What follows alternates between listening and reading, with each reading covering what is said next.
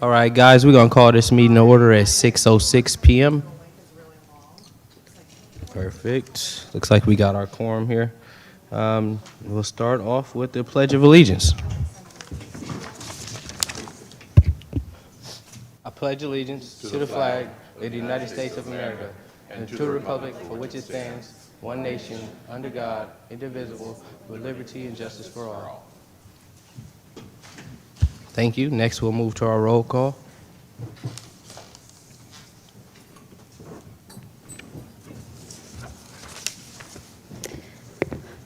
Chair Monroe, Present. Vice Chair Garcia, Here. Commissioner Harrell, Commissioner Gonzalez, I'm here. Commissioner Mitchell, Here. Commissioner Williams, absent. She would be online. Okay. She cannot unless she, per Brown Act.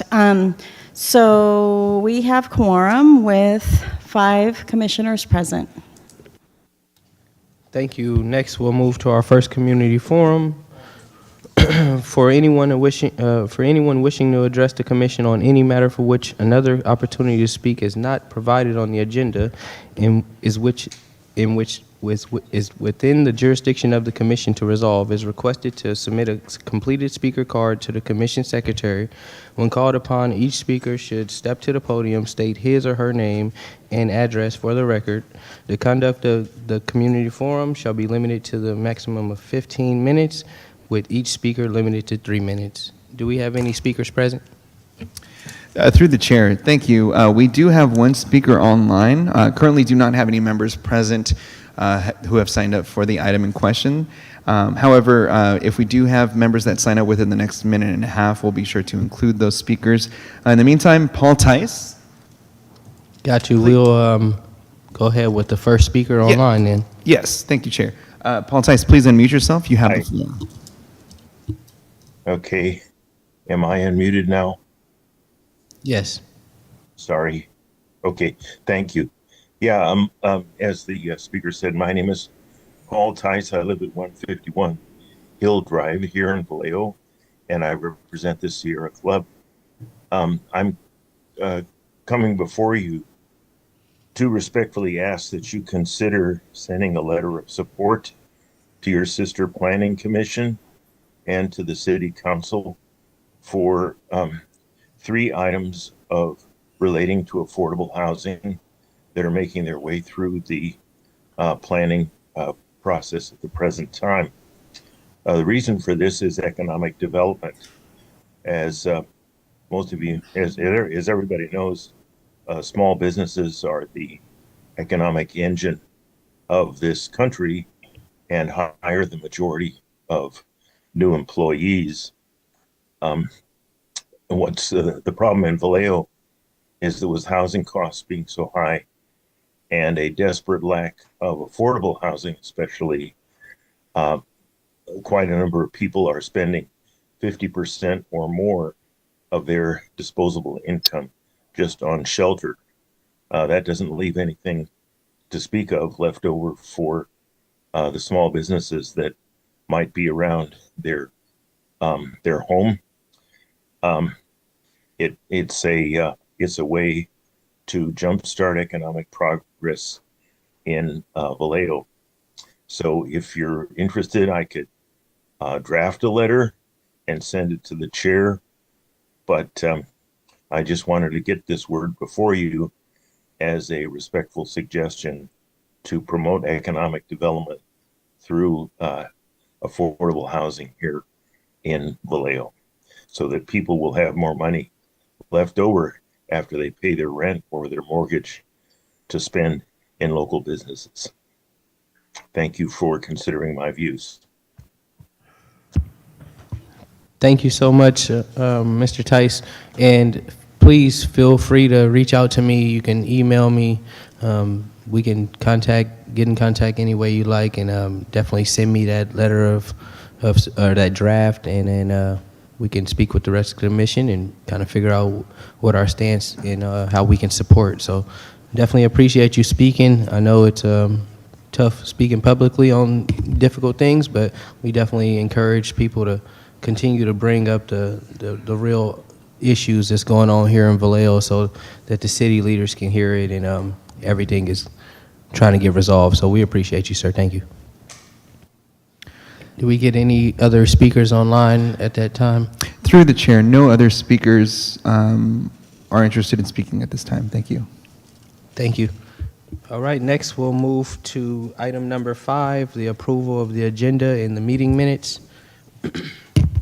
5A, approval of the April 8th meeting agenda. If everybody had a chance to review the agenda, just real quick, we can get a motion. Question before the motion. We have items on here under the action calendar, 8, A, B, and C. They appear to be, at least one of them appears to be a discussion, if not all of them. Are we going to set a time limit on how long we spend on each so that we can efficiently close out that discussion? Or I'd recommend we do so.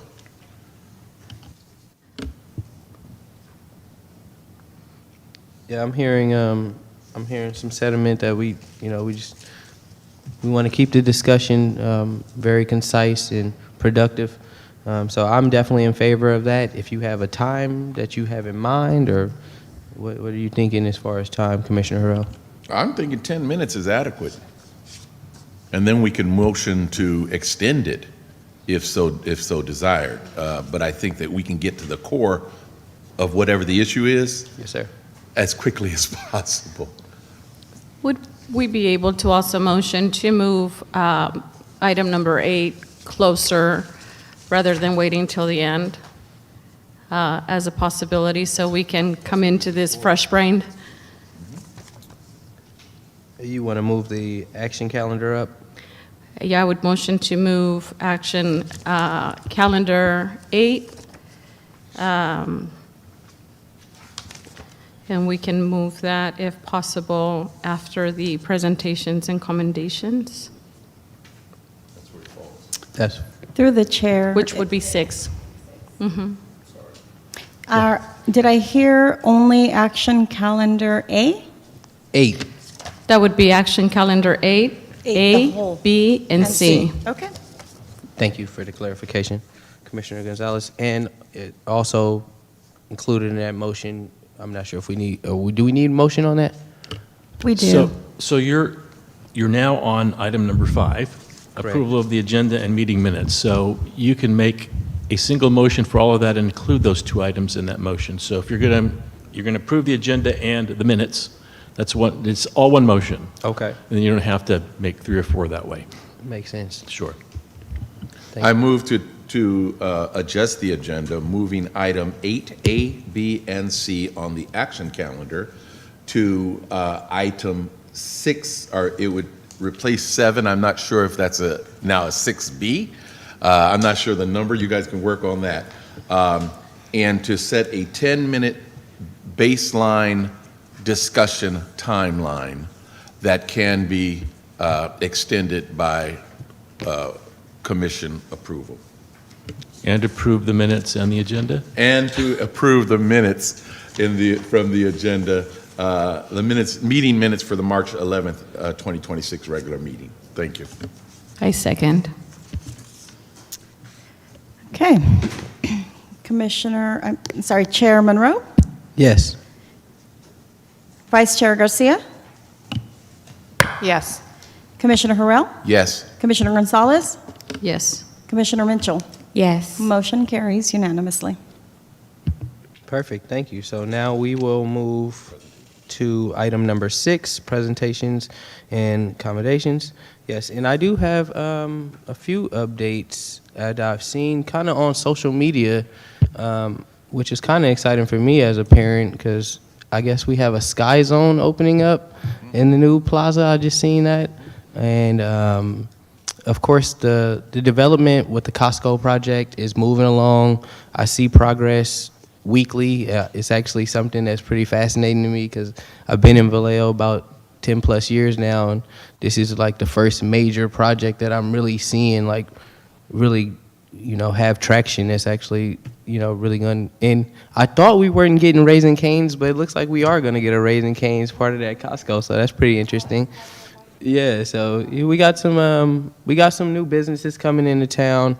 I seen some ownership change on Sonoma Boulevard, a couple auto shops and things like that. So I see progress is being made. Again, we want to stress here on this commission, I know we want to stress permitting and making things like that easier so more businesses can flourish here in the city of Vallejo and also retain those businesses over the years as well. So that's my report tonight. Thank you.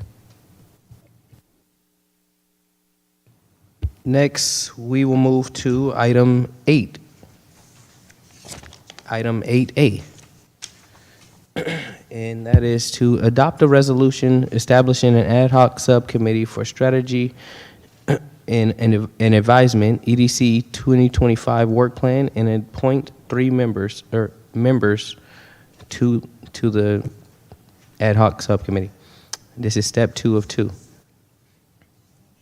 All right, let's open up this discussion, and we're going to keep it at 10 minutes.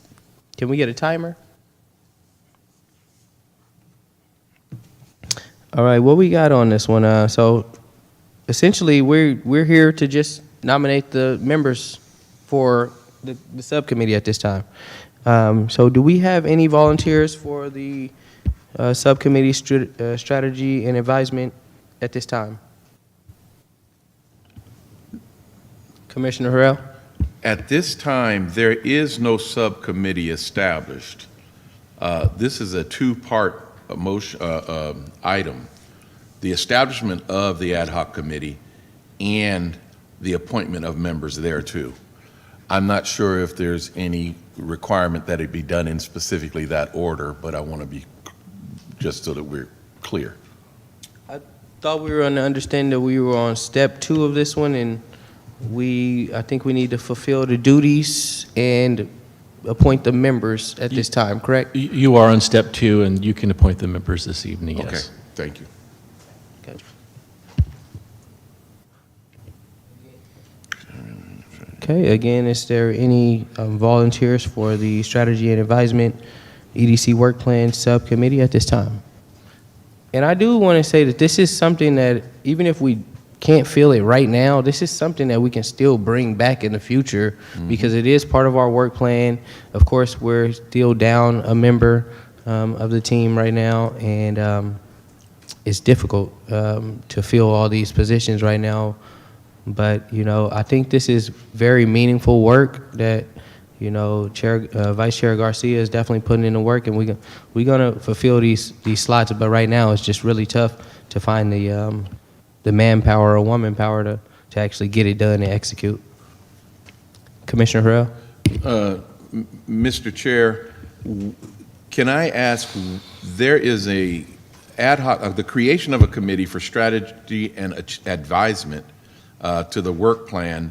What is the outcome? I mean, strategy and advisement is so broad. Is this going to be a formal written report presented to the commission? What exactly is the expectation of this? Do you know offhand?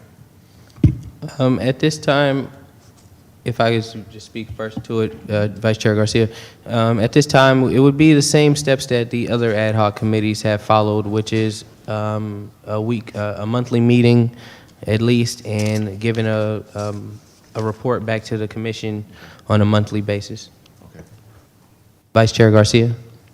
Yeah, I was just going to bring everybody's attention to, I think, the resolution that's in our packets, and it outlines a couple of those things, some of those of which are suggested, but I believe the spirit of this committee is particularly, as a case in point, as an example, we have on our agenda later some recommendations that this body needs to consider, and this strategy and advisement subcommittee could then receive those recommendations and action those things directed by city council.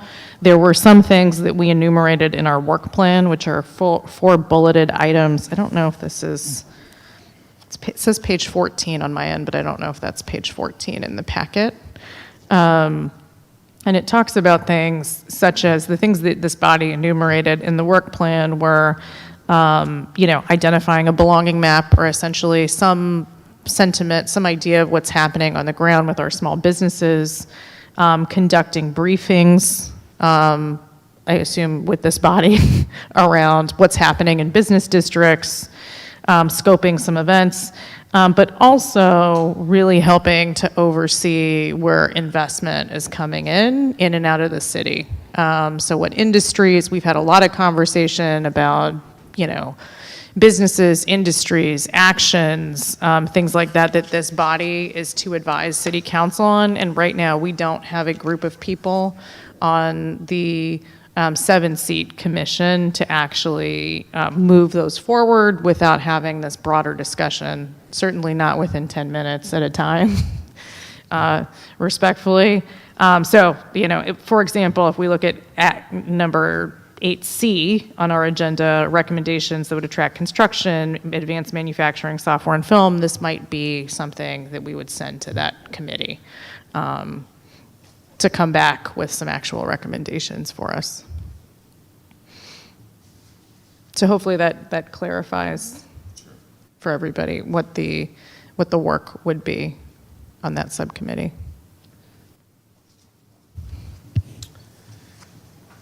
I definitely appreciate that analysis and that breakdown, and just kind of making sure that we refine in our focus and really staying on focus. At this time, I think we need to make a motion to postpone this till we get a full body, because we obviously we don't have the volunteers at this moment to fulfill this duty, to fulfill this subcommittee, and that's just the honest truth. And sometimes we just hit with the honest truth that it's no sugarcoating it. I mean, me and Vice Chair, we both on the other subcommittee. Commissioner Mitchell is on the other subcommittee. Commissioner Williams is on the other one as well with me. We try to make time for it, and we know that it's difficult, and we know that the work has to be done. But I know that this body is giving their best in everything that they do in their life, and I'm talking about the staff as well. I just want to take that into account and just make that motion that we postpone this until we have a full body. Chair Monroe, if I may, I just want to remind the commission that during the last meeting, we talked about the report that City Council requested from the commission. And one strategy, one possible option was that this newly created subcommittee would take that on, because now you have about 30 days to put it together. So it just maybe if you don't take action on this subcommittee, you'll scratch off that option for your other item. Well, is that not work that can still be done amongst us? Well, you can't get together, in violation of Brown Act to work on that report. It can be done. There's different ways of doing it. For instance, one of you or two of you can work on it, right. But you can't have a group working collaboratively. It's just 3 or right. 3 of us. Chair, could I offer to? Yes. One thing just for us to consider as a body is that these subcommittees are intended to be containers to allow us to have a conversation outside of these commission meetings. And so while I think some of us have aimed to meet, outside of here, there's also asynchronous work and email communication and other things that you can do that don't maybe require. Oh, wait, sorry, Secretary, can you clarify for me? I might have misspoken. Yes, even in email, the communication only 2, must be right? limited to 2. Correct, yes. I think that's my intended, focus is basically to say that we can't have more than 2 people working on a thing outside of these committees. If we wanted to even CC somebody, right, if that was a third person, that they would need to join the subcommittee, is my understanding. Is that correct? There's 7 members total, so you can have 3. Right. 3, Right. Yeah. in a subcommittee. 3 people. Right. Yes, Commissioner. Chair, I Commissioner would be willing to volunteer, but I cannot get started until July. school year. Understood, and that's why I think the importance of having a full body is gonna kind of bring some different perspectives. Maybe some people that's, interested as well and like the idea and been watching our meetings and is like, man, yeah, I want to get on track with that and I want to go ahead and get a part of that. So I think this is a great thing. It's just we moving and we moving pretty fast. We are, honestly. But You want to push it? You want a motion? go ahead. I move to defer until the next meeting, preferably with a full body of the commission. Item A, the adoption of the resolution establishing an ad hoc subcommittee for strategy and advisement for EDC 2025 work plan and appoint members thereto.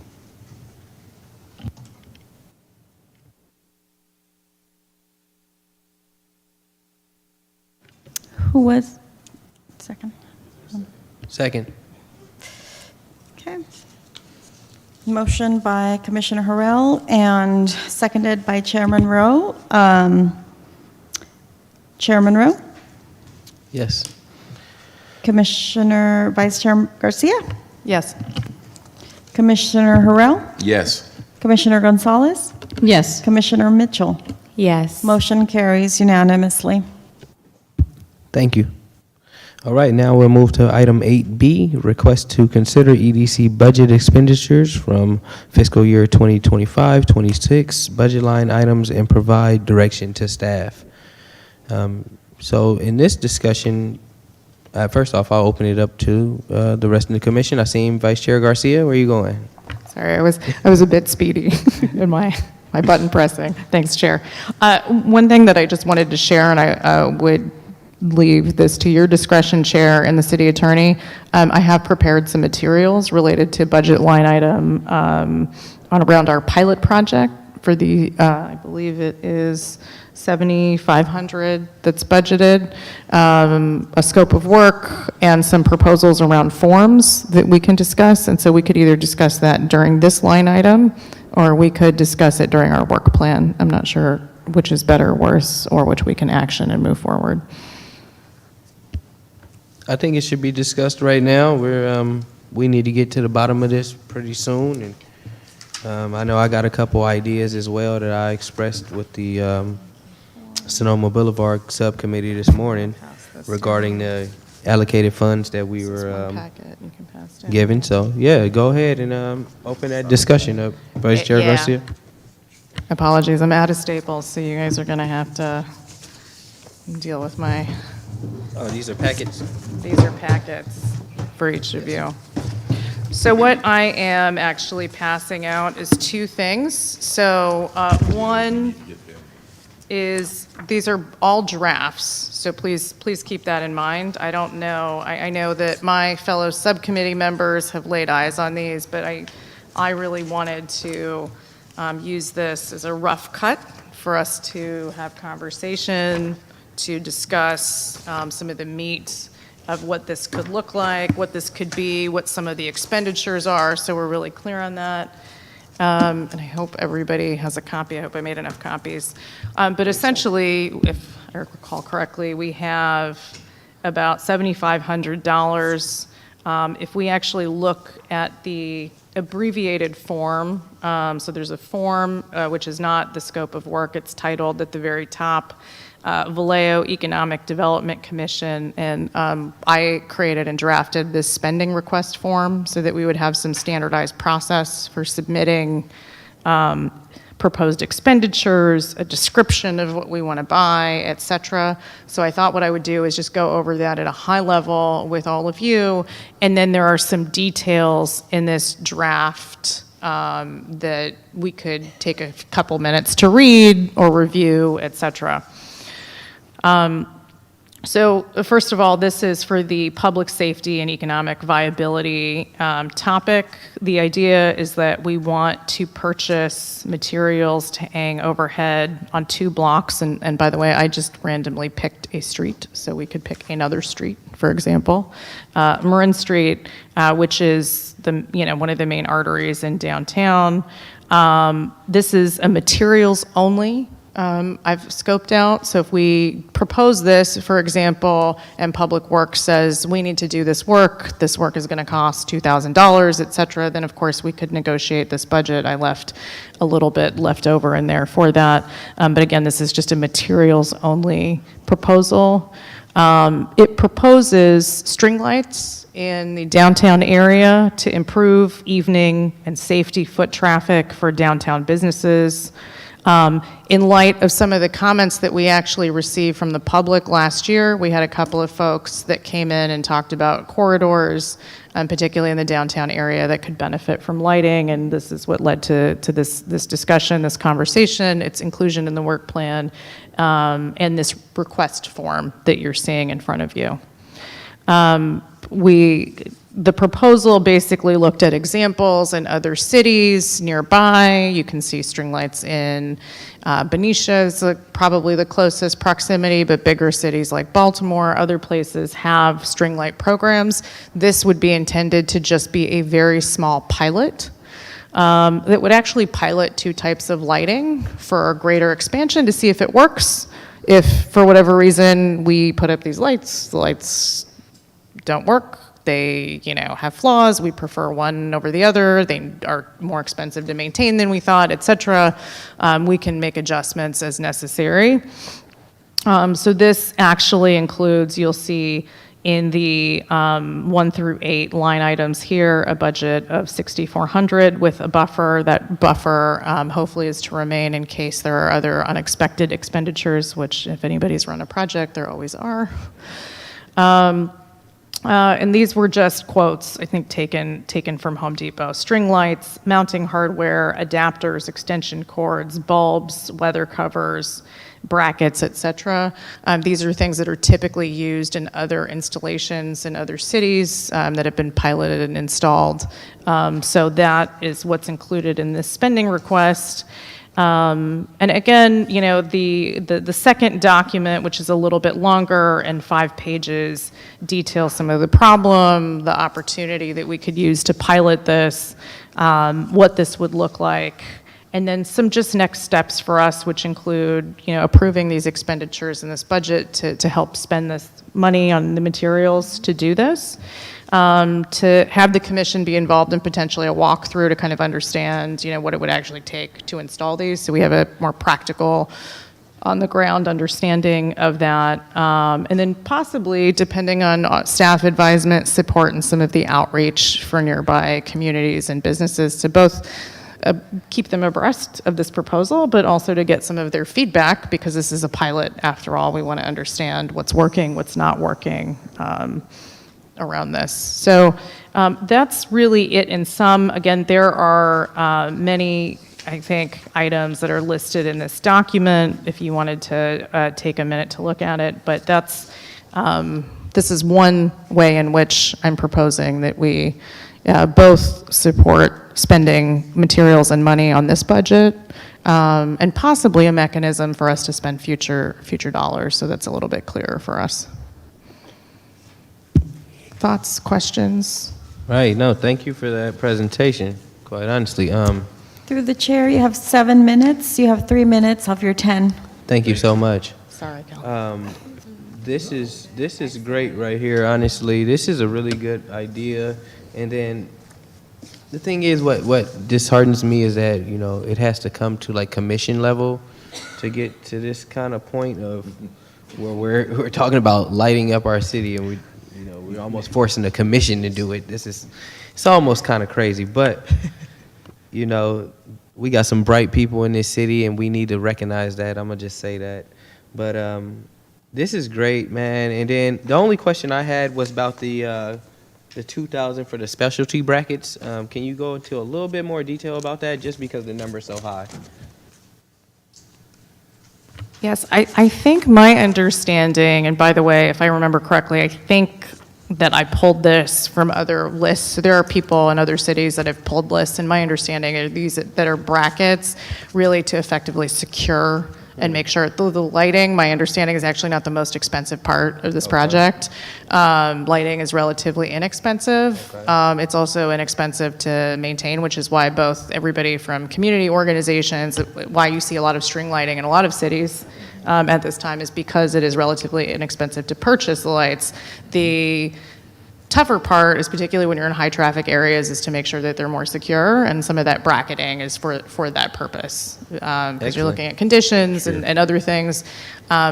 I would suspect that our public works teams might come back and make some correction to this. I'm not a professional lighting installer, I'll just say that much. To your point, I think, Chair, but what I do see is a huge opportunity for this commission to really find things and experiment on small scale, and leave those bigger scaling opportunities to the city, so we can figure out what works and what doesn't. I think this is a great way to get community feedback. Nice. Commissioner Harrell. She had to be an A student. This is outstanding. Right. And I appreciate the effort and work that you put in on an ongoing basis here. The specialty brackets also incorporates a contingency fund, so she's line item that in there. My question is related to the host businesses for power. Are these for reimbursements, or is this for, when we talk host, for me, I pay the bill. If I invite you to dinner, I'm paying. The question is, are we looking to reimburse the businesses, or is this asking for the business to volunteer to pay that portion of the bill? I think, Commissioner, Or I think it would it's be on their bill. I think it's a great question. I think for us as a body, to be honest with you, I put it on there because I almost forgot to surface it, so thank you for surfacing it. In some instances, businesses and residents in different jurisdictions will take on the bill, largely because the bill is usually typically pretty small and incremental because it is LED lighting. In other places, there is sometimes remuneration or a reimbursement if we felt like we wanted to do that as a body. I suspect that the monthly bill is actually pretty marginal. The second thing that I would also highlight, depending on how we wanted to make this investment, if we wanted to invest more in solar, which is something that folks do, you wouldn't necessarily have that, I think, as much. For folks that might want more stable, predictable lighting, electrical setup is best for that, to my understanding. So I think the short answer is it depends. On the installation, and the second piece of that is I think it depends on this body what we might recommend. And based on my preliminary research, that utility amount is in the dollars. 20. Yeah. Sorry, if I can. Go ahead. Yes, please. Yeah. $21.66 a month on a low and $39.16 on the high per month is what this would amount to on the annual energy cost that you've estimated.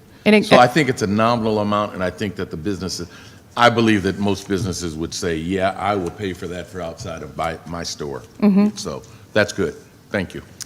10 minutes have come and gone. Time is up.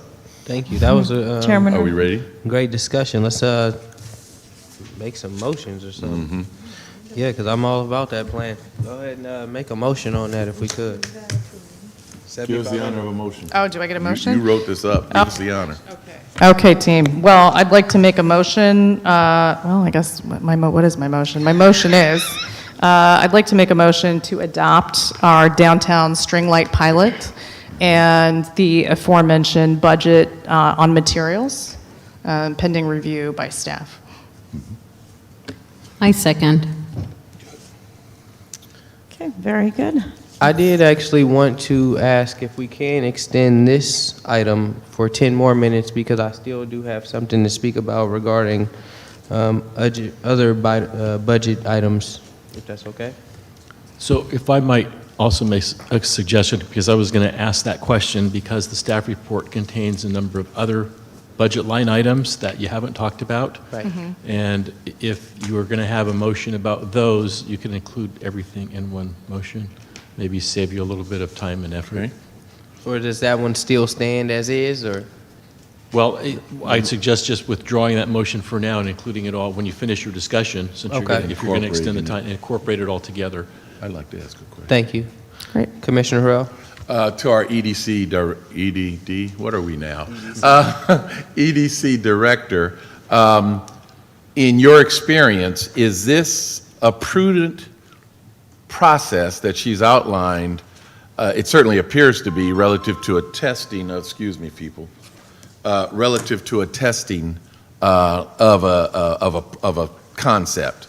I'm looking for the longer term. Have you been engaged at a startup, and what was the outcome in whatever community that was?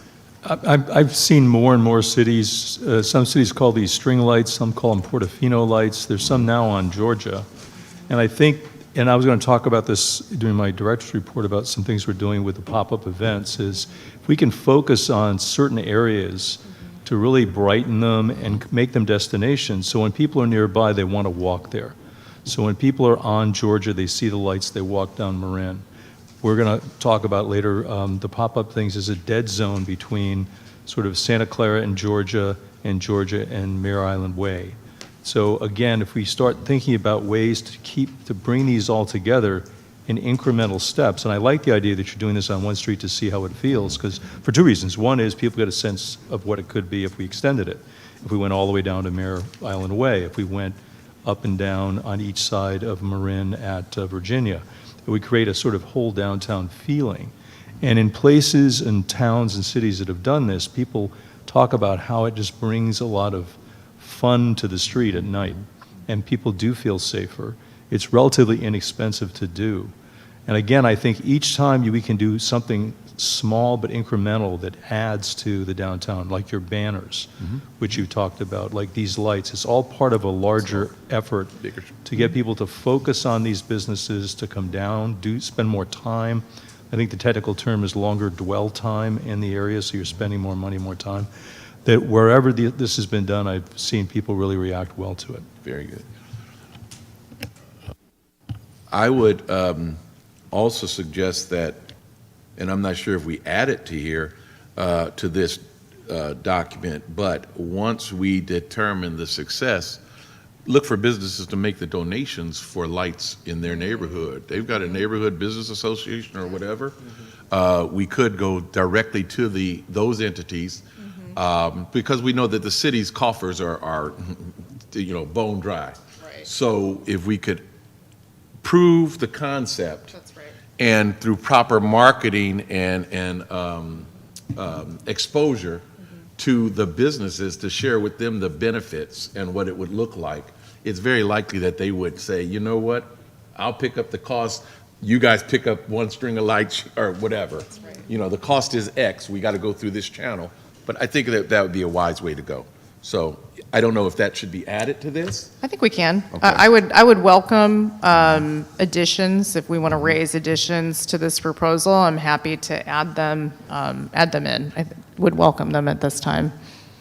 So it would be in the form of effectively a marketing campaign Yep. to the other local businesses for after the concept has been proven, giving them an estimate of what the cost would be for their particular neighborhood, and if they would like to make it happen faster, because the city, it won't happen for 5 years, let's tell them. We hope it would happen that fast. Commissioner Harrell, I was going to say, we need that to happen faster. There's an 8-week timeline on this. We tell them it's out there. But if they see success, they're going to be more inclined to say, you know what, yeah, I can Right. make that sacrifice. That's right. I'll pull it down. Okay, thank you. Yes, so it sounds like we're extending our 10 minutes, which is good. Just to be clear. But You asked the question. the next thing that I want to talk about was really getting down to the details of the banners. I know that we allocated the funds, but we haven't really been specific on the messaging or directing staff, to my knowledge. Go ahead, City Attorney. So I just want to talk to you guys for a second about sticking with the item that's on the agenda and not getting off into a lot of, the items on the agenda is about your budget expenditures.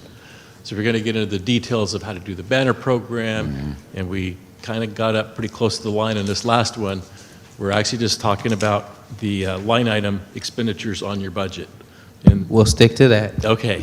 Thank you. Thank you for that clarification, sir. And however So- you want to spend the money, I don't care, but as long as we're talking about how we're spending, what we're going to spend money on, you can get into the details. If you want to talk about details about those things, we can put that on the agenda.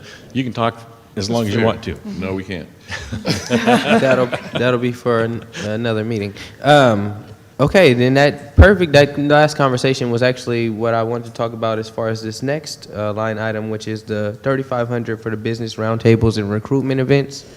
I spoke to the Sonoma Boulevard Ad Hoc Subcommittee this morning and talked about, creating like a business roundtable or some sort of community event that we can invite leaders of all different business entities like the Solano Realtors or obviously the Chamber of Commerce, but really start inviting some of our big dogs as well. We got to get Marin, Mare Island Company more involved in conversations.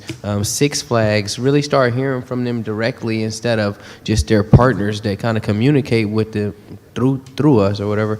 But just really starting to implement and create these relationships and have more of a visible presence, kind of figuring out how they are contributing to Vallejo and things of that nature. Commissioner Harrell. Vice Chair Garcia, sorry. Oh. Apologies, I have nothing to say. Not on that note. All right, Commissioner Harrell. This is a little bit of it's an interesting topic and even a budgetary line item. Redundancy wastes a lot of funds. We have a Chamber of Commerce that is willing to work with us and work on our community's behalf. And I would venture to say it would be more prudent if we engage them in social events of that nature because they already have them, and perhaps we can be there. I guess it would have to be, announced, or what do you guys call it? Agendized, that if we are going to be there in mass. But I think that by using their event to have those contacts and communications, we're going to leverage a lot more value and perhaps would not even have to dip into the money ourselves at all because they pay to go to the events themselves if they have a luncheon or anything like that. So I would be reserved on this particular item based on that. Got you. I appreciate that. Are you, in clarification, are you talking about like the business luncheon and the different series of events that the Vallejo Chamber of Commerce hosts? Yeah, what I'm trying to communicate is that various organizations, such as chambers of commerce of the various groups, host certain events themselves. And our presence there, if we ask to be there and to be able to ask questions or make a presentation, it's unlikely that they would decline that. And so we wouldn't be spending our resources for that particular thing. Now, those resources get rolled back into the coffers for the city, or they can be reallocated to other items that we have in our a work plan.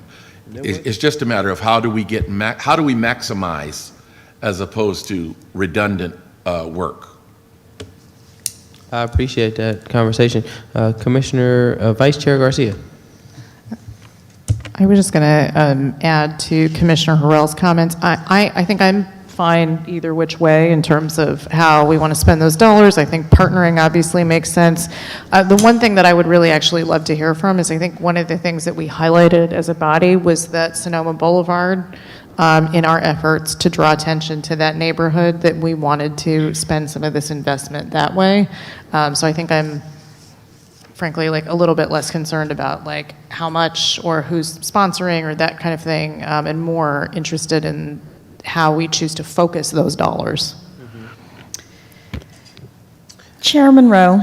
Yes. If I may, again, trying to get us a little bit focused. If you could look at page 10 of your package on the meeting minutes.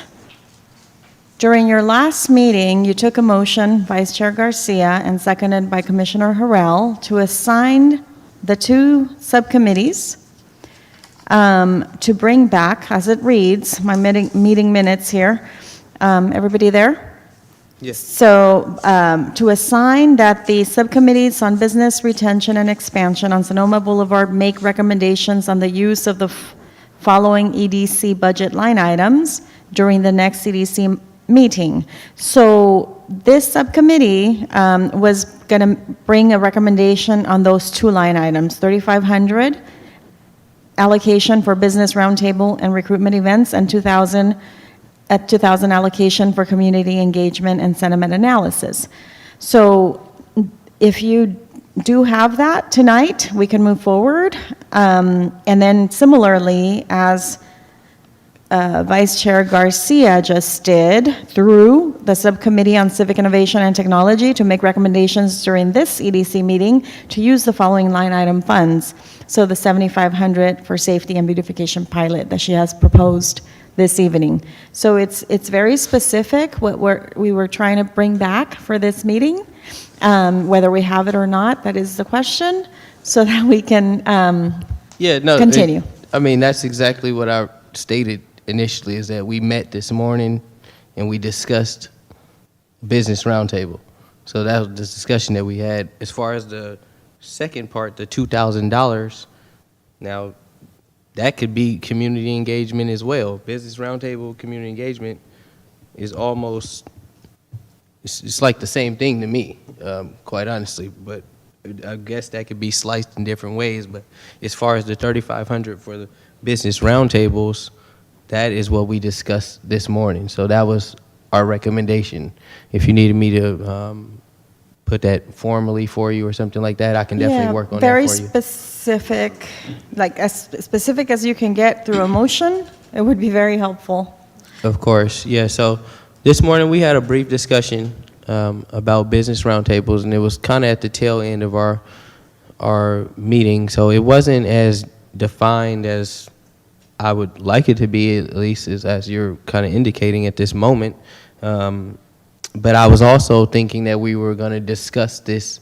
I mean, I understand that I don't want to just make the decision just because it's just us three talking about it. I understand that we were tasked with it, but I was also under the understanding that we would discuss these things as a body as well.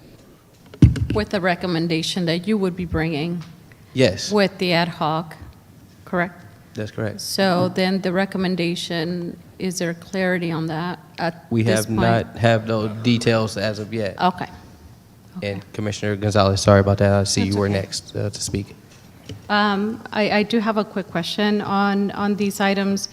If we do not come to a consensus, is this something that we can revisit the idea of reallocating these funds if Yes, these you don't can. fit? Yeah, you have given the until June 30th Okay. to encumber the funds. Okay. So decisions plus the time that I will need to encumber in one way, shape, or another. Okay, thank you. I want to echo the sentiment that Commissioner Harrell is speaking to, is leveraging on the resources that already exist with these bodies, these economic bodies, that we can partner together with them. And we definitely don't want the funds to go back to the coffers, and we want to make use of them, but it is a possibility that I think we could leverage those relationships in the community and use these funds somewhere else. That would be my thoughts on that. Yes, City Attorney Reiser. So just to try and help us along a little bit here, the item on the agenda for you this evening is to provide direction to staff on how you want to spend your money, okay? We're not looking for a motion this evening.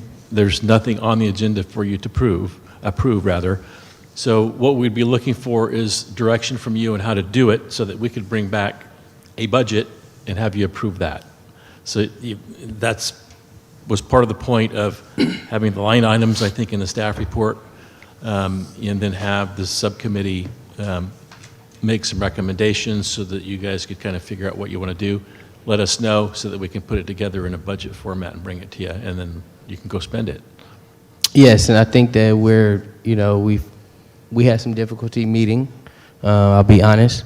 So we met and we had a discussion, and that was part of the discussion this morning, today. I'm not sure if I could state that anymore, but it sounds like, just be honest with you, it sounds like that these funds, this $3,500 that I'm specifically talking about, could be used elsewhere better, more efficiently. That's the sentiment that I'm hearing. I'm not taking any offense to it or anything like that. That's just what I'm hearing, so that's totally fine. So if we want to make a motion to reallocate those funds in the future to something else that is in our work plan, then we can do that. But, you know, that's just the facts. It's okay. Excuse me. I'm sorry, Chair, you have to call on me. Yes, Vice Chair Garcia, sorry. I believe that the item, as it's listed, can be approved based on what I heard, and then we can choose to modify at the next meeting if we so desire. But, We already have the money though, right? We don't need to. yeah, the money's already allocated. So I believe that is what has been stated. Am I accurate in that, Madam Secretary? It's an action item, and let's see, it's under an action calendar, and it says, provide direction to staff. Your Right. action would be providing To provide direction to That- staff. And that doesn't require a motion. We just need a consensus on what you want us to do. And then when we need action, we can bring the item back as a budget and have you approve it. And again, the budgets are never cast in stone. You can always change them. Yeah. The problem becomes after the secretary encumbers those funds, then it becomes a little more difficult because there are more hoops to jump through. Yeah, so similar to what we are trying to do with the banners and with the string lights, give direction like that. Exactly, thank you. I definitely understand what you're saying. So right now, we don't have any direction on that other than the $7,500 for the safety and beautification pilot. Actually, I just have one question, and Vice Chair Garcia, go ahead. You got something? I don't know if you want to ask your question, and then I can piggyback on just process, and I have some thoughts on that. Yeah, because I just want to kind of circle back to the whole, we got these 5 subcommittees, and we're trying to have this, you know, this focus on them. And one of the subcommittees, I'm just reporting, one of the subcommittees met regarding the task that you guys tasked us, and it's like a negative rejection somewhat, which is totally fine. But I'm just trying to say in the future, like, how do we really how do we make these funds significant, Vice Chair? How do you think that we can really fulfill these community engagement or business roundtable funds appropriately? I think thank you, Chair. I think one of the things that I would suggest, and I proposed vis-a-vis a process, vis-a-vis the string light pilot or the beauty and public safety pilot, is this form, which I understand the public probably cannot see, but I will read to you what it includes, which is just the requesting commissioner, the focus areas of the work plan, a description of what we want to buy as a body, because we're requesting this of staff, as I understand it, city attorney, the recommended or reviewed vendors, if we, have comparison shopped, et cetera,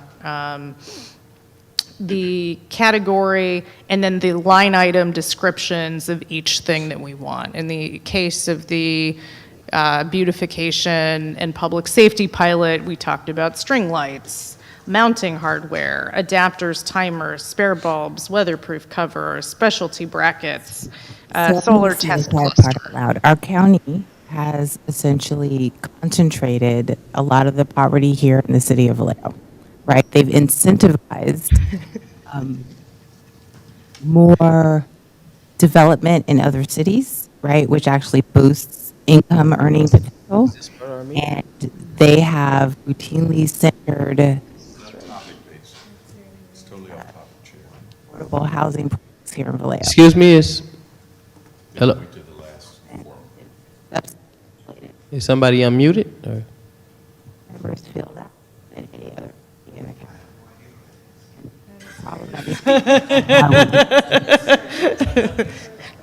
out because. The meeting just. All right, if you could, And excuse me, Fairfield, Vacaville, excuse me, ma'am. Dixon, they don't provide not that part of same this meeting. level of service. And at the county level, the way that the housing element has always worked. Is it a they've been meeting allowed elsewhere? to Yeah. Each city get market housing, which ones get below market, which ones get low income, and then which ones get very low income. They have concentrated routinely low income and very low income in the city of Vallejo. That was interesting. All right, we're back on track. Hey, yay. Thank you, thank you, Manny. Always thanks to Vice Chair Manny. Garcia, sorry. Oh, that's okay. That's okay. Many thanks to Manny for getting us back on track. So I am looking, basically what I think I'm proposing is what we have is we have two paths forward, right? The Sonoma Boulevard subcommittee could elect, or this body could elect to say, we don't want to spend the $3,500 on a roundtable. Totally plausible if we want to move that money around somewhere else, which is what I heard from you, Chair. Or what I would recommend as the alternative would be we being the commission, the subcommittee, fill out this form if it looks amenable. And I'm looking at the staff because I'm hoping there are other details or other things that we might want to edit this form to include, or not. I don't know. Maybe you're like, this is enough information. Thanks so much. And actually just have this format so that when we're coming to these meetings, that we actually have some clear line items and some budget requests that we are centered and focused around. And hopefully that makes sense. So that's the two options I have, is the form or we reallocate the funds. I'm being overly simplistic here. Yeah, no, I'm right there with you, Commissioner Gonzalez.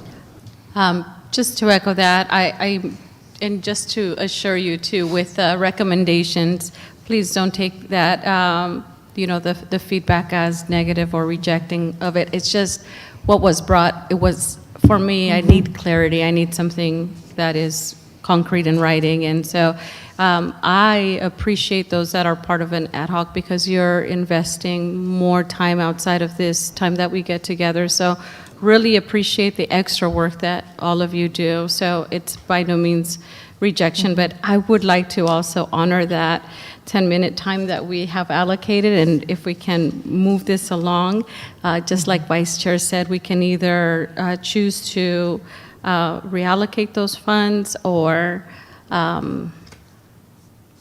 have a project that we can all agree on.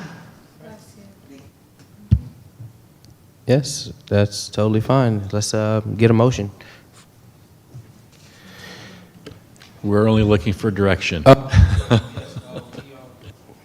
Okay, so we don't need any motion Right, it's on not the on, it's not on the $75, agenda for a motion or $7,500 any proposal. kind of stand by on that line item. Perfect, so it looks like we're moving on to 8C. Is that the direction that they get? Right, I'm not sure Yvette has the direction she needs. No. I'm only clear on your banner project and now the string light project.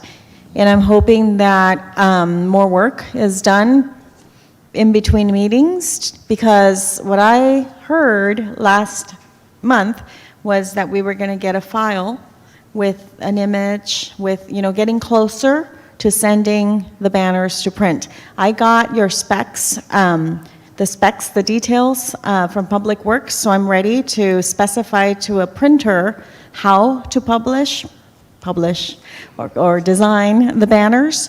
I just need your pieces. So waiting on that. Similarly, I will digest this and work with the subcommittee to try to make this happen as well. So that is moving. Anything else is not moving. Can I? Yes, Commissioner Gonzalez. What about the idea of combining business roundtable with a community engagement into one budget and coming back at our next meeting with written recommendations on whatever projects we feel would be beneficial and present those as recommendation. So the recommendation today would be to combine that budget. We can call it a community engagement and sentiment analysis.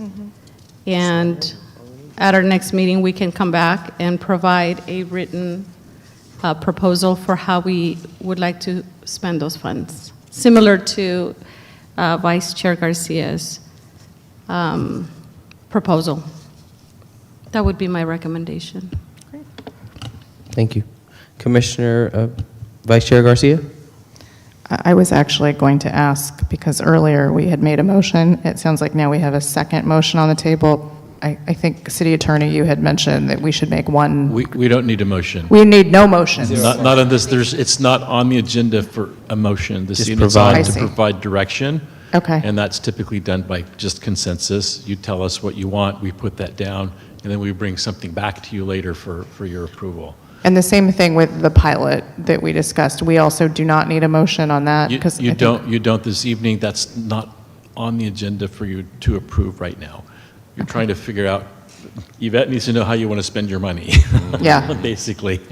Okay. So that she can put it down in a budget format and come back. The individual projects, once you have a budget category, then you can decide what you're going to spend it on when you have a category. You have broad categories here. Very broad. Yeah. Great. And what- then if you have projects that fit within those categories, you can spend the money until it's gone from that category. That's typically how the budget. Perfect. And then I think on the last note, I just wanted to know, I didn't catch this in my review of the minutes. I do not actually believe that the Civic Innovation and Technology Commission is responsible for scoping the professional photography. I think we had, if I recall, I don't want to put anybody on the spot, but I think maybe. I said she doesn't want to name me. But it's okay. I take hits all the time. I Not a believe hit, that just a nudge. I indicated that I could take lead on that piece. My question going forward, however, relative to the professional photography line item, is what are the services that are expected for $5,000? It's a big budget. And again, it doesn't have to remain that way. Right. I We're think- talking $600 a month. So we can certainly get photography for less than that. So what do we need to do relative to that? It's not clear as to what we're looking for in the way of photo services. Should Through that the- be that's a subcommittee Yeah. issue? Through the chair. So the parentheses, again on page 10, professional photography is an example. The general umbrella is business communication, Okay. such as, so I would recommend you go back to the work plan and then understand the goals for civic innovation and technology for business communication. I think they're broader than just focusing on professional photography. It's communication. There's social media. There's just different. And that would fall under the photographer, Well, it's business. photography It's component. communication. Okay. It's communication as the broader objective. And again, I don't recall the details in the work plan for There's- business communication. There is a line item for design and communication, and we're now suggesting that photography falls under communication, which would incorporate social media and all other outreach that we might do. Yeah, I think. Is that accurate? Because what we can do, if that's the case, we can reduce the number of subcommittees Right. that are necessary to move the ball forward. Again, redundancy is not Yeah. to our I advantage. think project-based, what do you want to deliver for the city of Vallejo from now until June, or at least, get started on delivering for the city of Vallejo. Okay. Under these objectives, civic innovation and technology that are aligned with your work plan, what's your next project? Right? Okay. All right, guys, we got some motions on the floor. There's no motions. Oh, no, we don't. Sorry. Look, y'all got me. However, You still got me out of it with the motion. Providing direction to the staff. do we have the option at this time to combine those line items? I would like to suggest by consensus that the photography is moved into design and communication. We need a roll call? No, it's just consensus. Just consensus? Gotcha. Well, once we have it combined, you've now reduced one committee, which means they can probably have a meeting and say, hey, this is what we think is strategically viable. Let's move forward. So that's why I'm suggesting that. But it needs to get done quickly. Can we dissolve an ad hoc at this point? No. No. Not tonight. I think one of the things that I would jump in and say, I don't mind combining or disaggregating or allocating. I think what if I recall correctly, and folks, I'm going to have to lean on all of your strong memories here, from the last meeting and previous meetings, is that what we were looking at was creating a bank of photography that could be used by small businesses, by the media, et cetera, like other cities have done in order to circulate the imagery and the opportunity here in Vallejo for a relatively low cost. And I would personally say, hard for me to say, I'm not a photographer, but I think we might know somebody on this commission who's in the biz, to figure out like what would be a reasonable expense to get that kind of a bank, and maybe look at some cities and other places and other jurisdictions that have done similar work to figure out what we actually need. I would still encourage that as a cost. I think from the commission, I think the city would greatly benefit from that. I think our staff would greatly benefit from it. So I would like to encourage that. I don't know exactly what that cost looks like or what the combined or disaggregated cost would be, but I would just say that I would still appreciate, I think, that advisement. May I ask a question? Commissioner Harrell? Where would we find or determine are the collateral material, the repository of imagery that have been taken by whomever has been a photographer, videographer, on staff, hired, whatever? Is there a singular repository for those, like a library? Yeah, so when I need photography, we do have a lot of photos archived. The IT department has collected a lot of those photos and have updated them more recently. There's old files, old photography in different departments, files all over the city. Yeah. But I think that Manny has done a really nice job taking hundreds of pictures, Oh, yeah. using Some few more than hundreds. aerial pictures, drones, and those are the ones that I like using in PowerPoints, for example. And there's, I don't know how many you have in your archives, Manny, but there's a good collection. Again, it's the most recent, really polished, well done. So that's what I use. Other departments have their own, and water department's going to be focused on water infrastructure, public works, roads infrastructure. But for economic development, we want jazzy, right, pictures of the city. So that's the ones that I use. My rationale for asking is because the city is an entity. Each department is a component of said entity. The records of the city, inclusive of photography, should be housed in designated location that more than a department has access to, meaning city executive, leadership, marketing people, et cetera, should have access to those images. So I would strongly encourage, with all that you have to do, people on city staff, I would strongly encourage looking into cloud storage and bringing all of it together. You can set up departmental folders, but everything's there, so if somebody needed something, they can go get it. This is outside the scope, maybe, of the conversation, but it would help us to understand what we actually need to capture. I do get it on the exciting pictures, the activity pictures, et cetera. I do understand that. So thank you. City Attorney Reiser? Oh, sorry. Oh.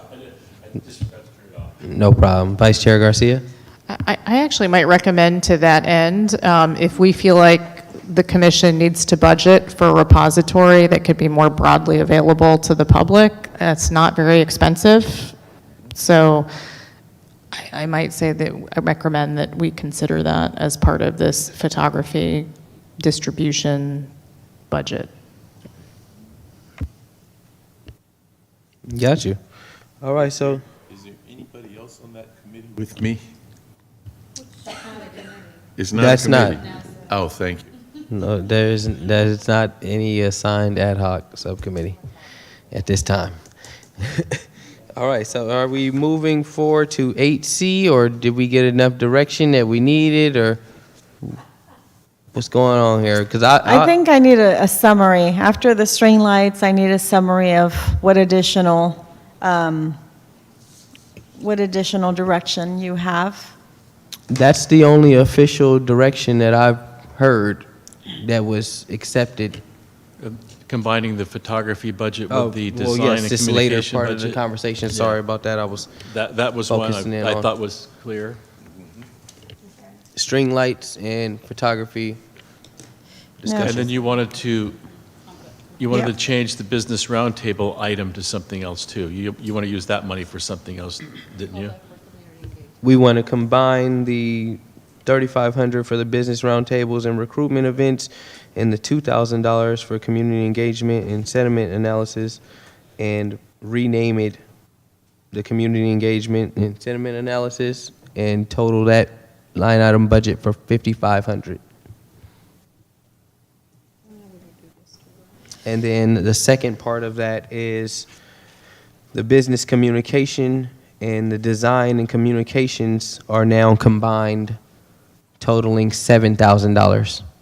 And Commissioner Harrell is doing follow-up on that. That is correct. Okay.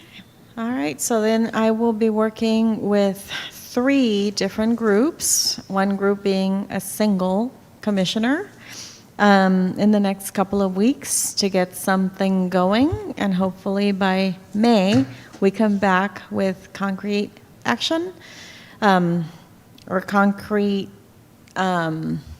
progress, and then we'll only have very few weeks to encumber by June 30th. Whatever doesn't get encumbered, you lose it, and so be it. Understood. Vice Chair Garcia?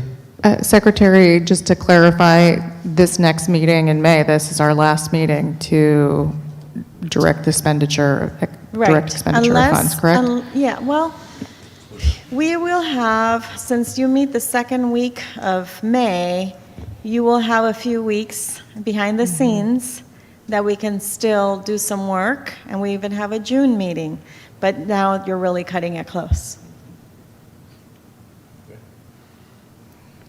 So I wanted to suggest to the commission that now that you have your budget line items, that if you want, or if you have specific projects that you want to spend the money on that fits within one of those items, that you agendize that as a separate item to talk about, all right? Rather than putting it into a broad budget category like we did this evening, it's better if you have it on as a separate item. You can talk about all the details about it you want to that way, and then you can decide to spend the money, and you just pull that money would just get pulled out of the category that it belongs in. So But- for example, photography, if you have a photography project you want to do, you could put that on as an item on the agenda. We're going to talk about photography for Yeah. X, and City- decide what to do.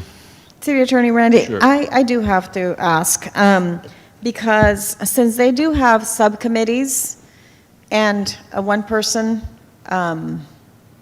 committee, it's not really an official committee, but a one-person that's been delegated to do some work, and they will be meeting and doing this work behind the scenes and working with me. My understanding is that since council approved these budgets with these different line items categorized as such, that we can, given the expenditure amounts, we can carry out the projects. Sure. Okay. Yeah, it doesn't have to go. Come but back. Generally, it would have, the board would be the board has to decide how to spend the money. So the subcommittees can't say, we're going to go spend it on String light X project. without the full board weighing in. So we do have to come back You one do. more time? Yes. Okay, so come on, subcommittees. Let's get it all, So the Let's get it subcommittees, all they need squared to away. make the recommendations that you can put on the agenda, and then they can bring those, right, and then they can bring those projects to the full commission. You guys can say yes or no. and then we roll with it. Right. Okay. Commissioner Harrell? Chair, I would think it would be to our advantage, distinct advantage, if we were to establish a deadline for an initial report to the commission. If we don't set deadlines, it doesn't get done. So we need, in my opinion, we should set a deadline. Yes, sir. And what do you have in mind?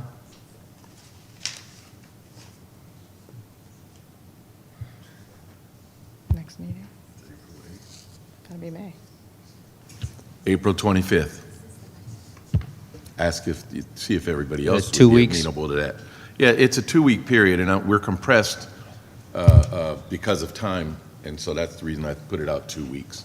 At least have an update within the 2-week period.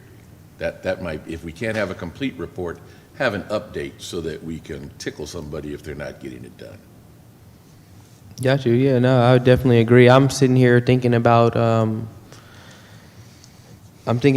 our ad hoc subcommittees needing to meet before I meet with Miss Yvette, so we can have our recommendations ready to then make sure it's on the agenda, so we're not just having a discussion and providing direction.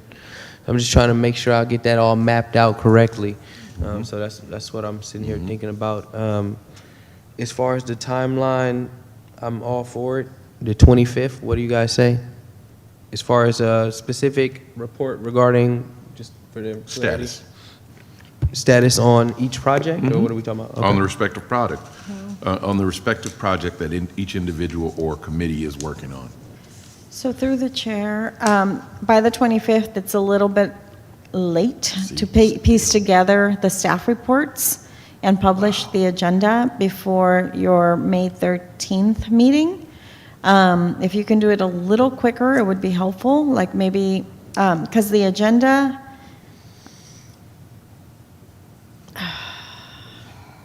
let's see. Ideally, assume that my target is to publish no later than the 7th, so, of May.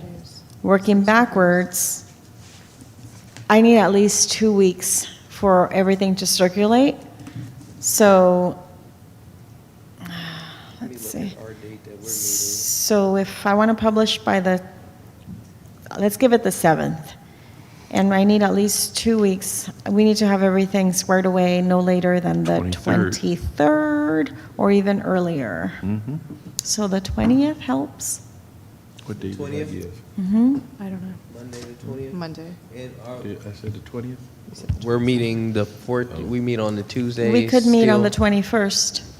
We're going to meet on the 21st? We could meet on the 21st and square it all away. Okay, good. Then But that means that subcommittees have done their work prior Yes. to that. We should have time for that. Okay, so we're talking about the 20th of April for Okay. this report Okay, deadline. all right. Can, All right, I agree. one other clarification. So given the form and the scope of work done for the public safety and beautification pilot, is there any further actions that need to be taken by this body at this time? Or do we need to agendize it to vote on it, is what I'm hearing? That's what I'm hearing, and I could bring everything back during your May 13th meeting. That would encumber everything, all of your funds on the May 13th meeting. And that's because, just to clarify, our action here is to consider budget items. It is not to action those. Is am I, okay. I Provide just want to make sure I'm direction. understanding. Thank you. Commissioner Harrell? No. Got you. All right, so are we free to move on to item 8C? Perfect. All right, so now we're moving on to item 8C. That is to discuss and develop a set of recommendations that would attract construction, advanced manufacturing, software, film, and wholesale business to the city, to the Vallejo City Council. So I know we had some conversations about a presentation. Can you refresh me on that, Miss Yvette? About a group that would potentially come in and be able to give us a presentation? Yes, so we thought that this was a great opportunity to invite Solano Workforce Development, since we wanted to understand what the job sector needs are in relation to those industries. I did reach out to the executive director of Solano Workforce Development. He used to work for the Department of Labor in DC. So he's excited to talk about these different industries, and definitely in relation to Vallejo, and feasibility for expanding these industries or job sector within these industries in Vallejo. He did say that it was not, that we could not just discuss these industries, but that you can't discuss workforce development in Vallejo without addressing maritime industry. So he will also include a discussion on maritime industry, along with construction, advanced manufacturing, software, film, wholesale business, how those industries are playing out in the city and the region, and the labor force.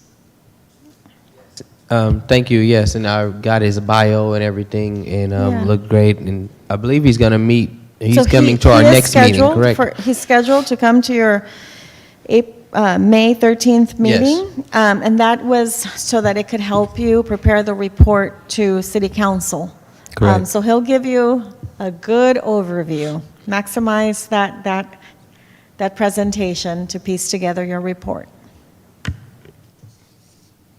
Vice Chair Garcia? I'm looking forward to the presentation. Thank you for setting that up, Secretary. I think it'll be really interesting for all of us. The one thing that I did want to flag is because we did not create a third subcommittee, we do not have anyone to take on this item, and I understand that we have a deadline from council that we will likely not meet. Even given this presentation that we will have, I don't remember at the moment what that deadline is, but that may be something we need to communicate with our liaison, and provide maybe an alternative deadline. It sounds like we may be able to address this item along with the creation of the subcommittee in July. So I think that we should either communicate that or figure out exactly how this is going to get done, since we won't meet that deadline. Okay. On your staff report, last paragraph, I thought I inserted information about your deadline. 75 days following so this was requested, there was concurrence within City Council during their February 24th, 2026 council meeting to make this request to the EDC. And the request was that in 75 days, they would receive this report, so that 75 days following the February 24th meeting is May 10th. Last line on your staff report.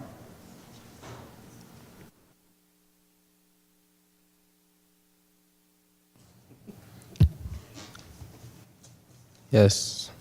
Thank you.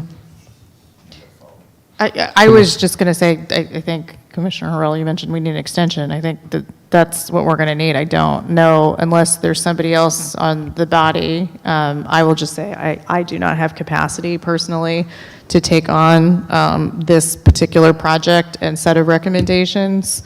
But I don't know if my colleagues do. And if we do not have that, I think it would behoove us as a commission to communicate that expectation.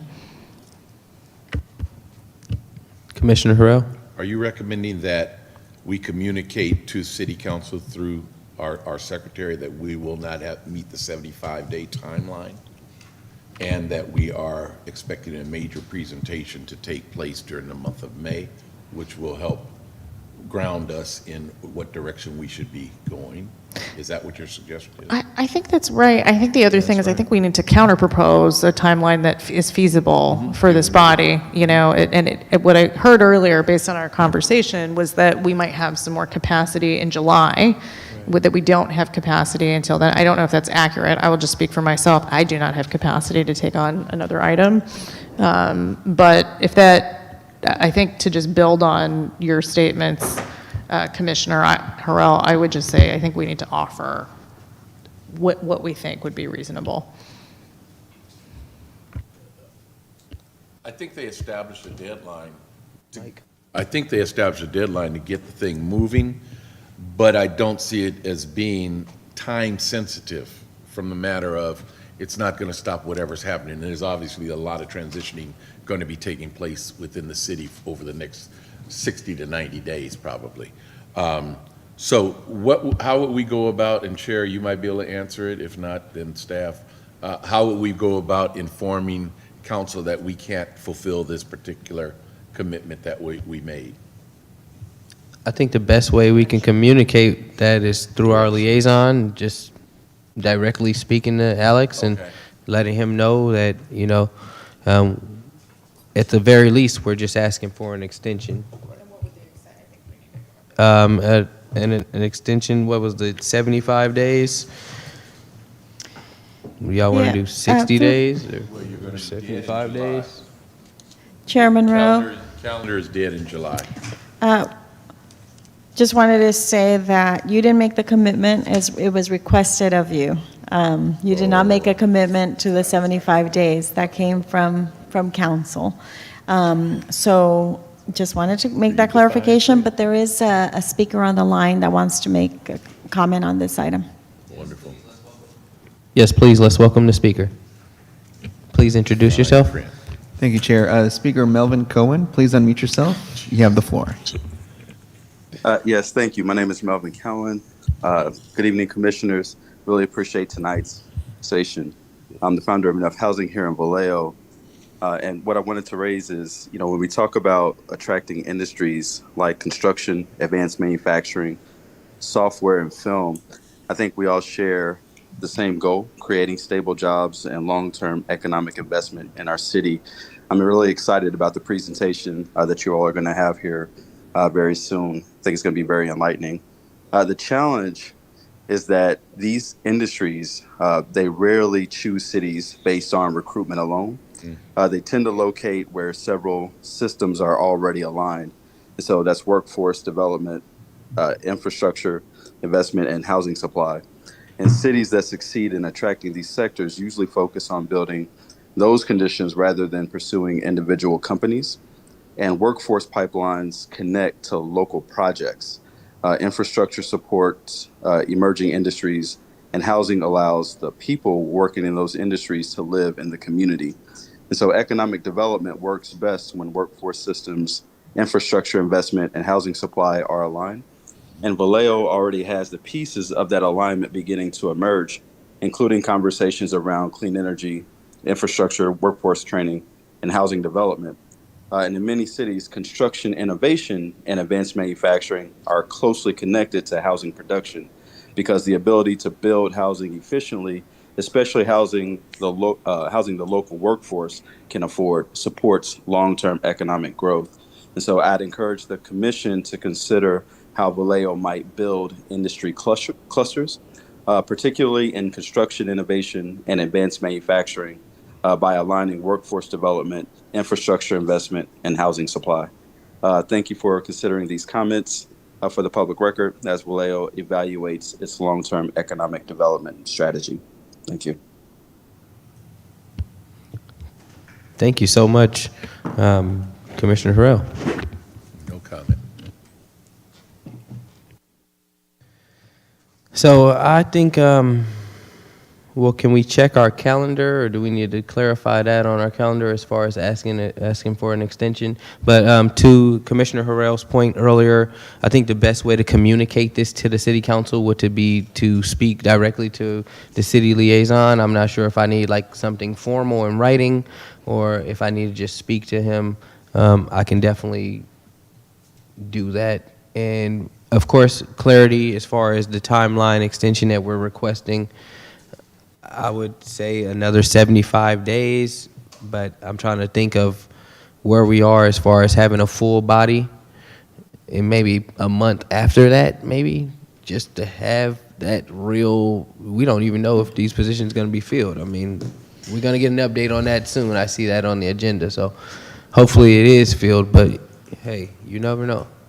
Yeah, so that'll work. You communicate through your liaison, and then he takes it back to council. And then they can discuss it, whether, they extend it, or they drop it, or they say, no, please expedite. Right. Understood. Well, we do have a very important presentation that is going to give us some vital information to help this discussion, and I think it's very vital for the public to hear that as well, because there may be some good public comment as well, I'm assuming. So And if they say expedited, please, you can use that presentation and then delegate for somebody to gather the notes and put a shorter report than maybe you anticipated.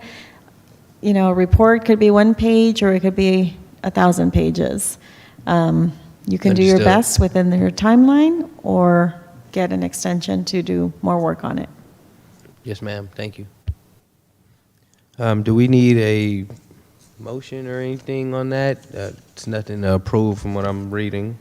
No, you don't need it. If you're going to ask for an extension, so it'll just come back to you at a later date. Yes, and I will report back to the to the commission, the next meeting regarding the outcome of that request. Excellent. Thank you. So we are going to move back. Now we are headed to item number 7, report of the board secretary, interim ED director, and ad hoc subcommittees. And 7A is an update on the filling the EDC vacant seats, current and upcoming. Yes, so I did reach out to city clerk's office that works on this process of filling vacant seats. The city clerk, indicated that the recruitment is live for all of the commissions that have vacancies, and another press release that will include not only the current vacancy, but all of the seats that will become vacant as of June 30th, 2026, will also be advertised. So applications need to be submitted. There are 3 EDC members whose terms expire on June 30th, 2026. And the city clerk will be sending emails directly after the press release is issued. The press release is intended, another press release is going out late April. And then she also said that those vacant seats, the commissioners currently serving under those seats will need to go through a full application and interview process, since the reappointments are not automatic. Yes, thank you for that clarification. I know that I had asked about that. What was the process, especially, how serious it is for us in all our budget items and stuff like that. Vice Chair Garcia?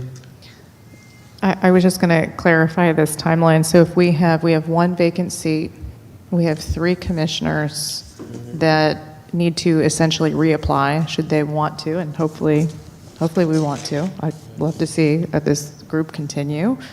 But that would mean that we would potentially, in June, if unconfirmed, have 4 vacancies, which means that we would not have a quorum to potentially operate in June.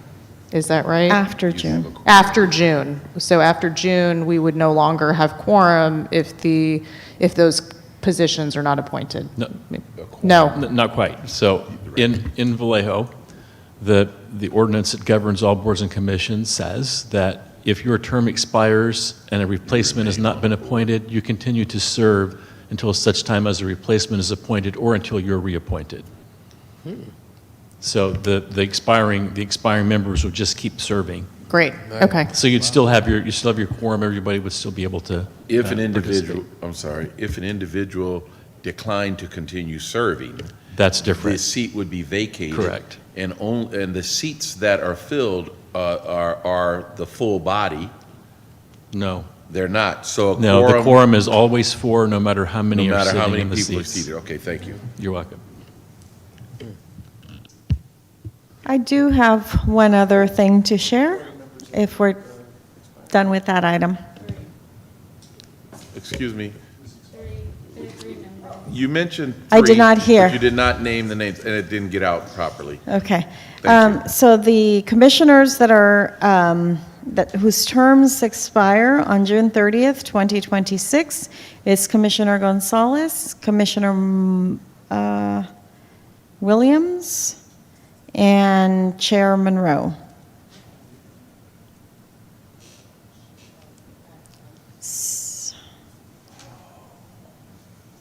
Gonzalez, me, and who? Oh, Gonzalez, Williams, and Monroe. And City Clerk will be sending you emails directly and giving you information about the application process. Commissioner Harrell.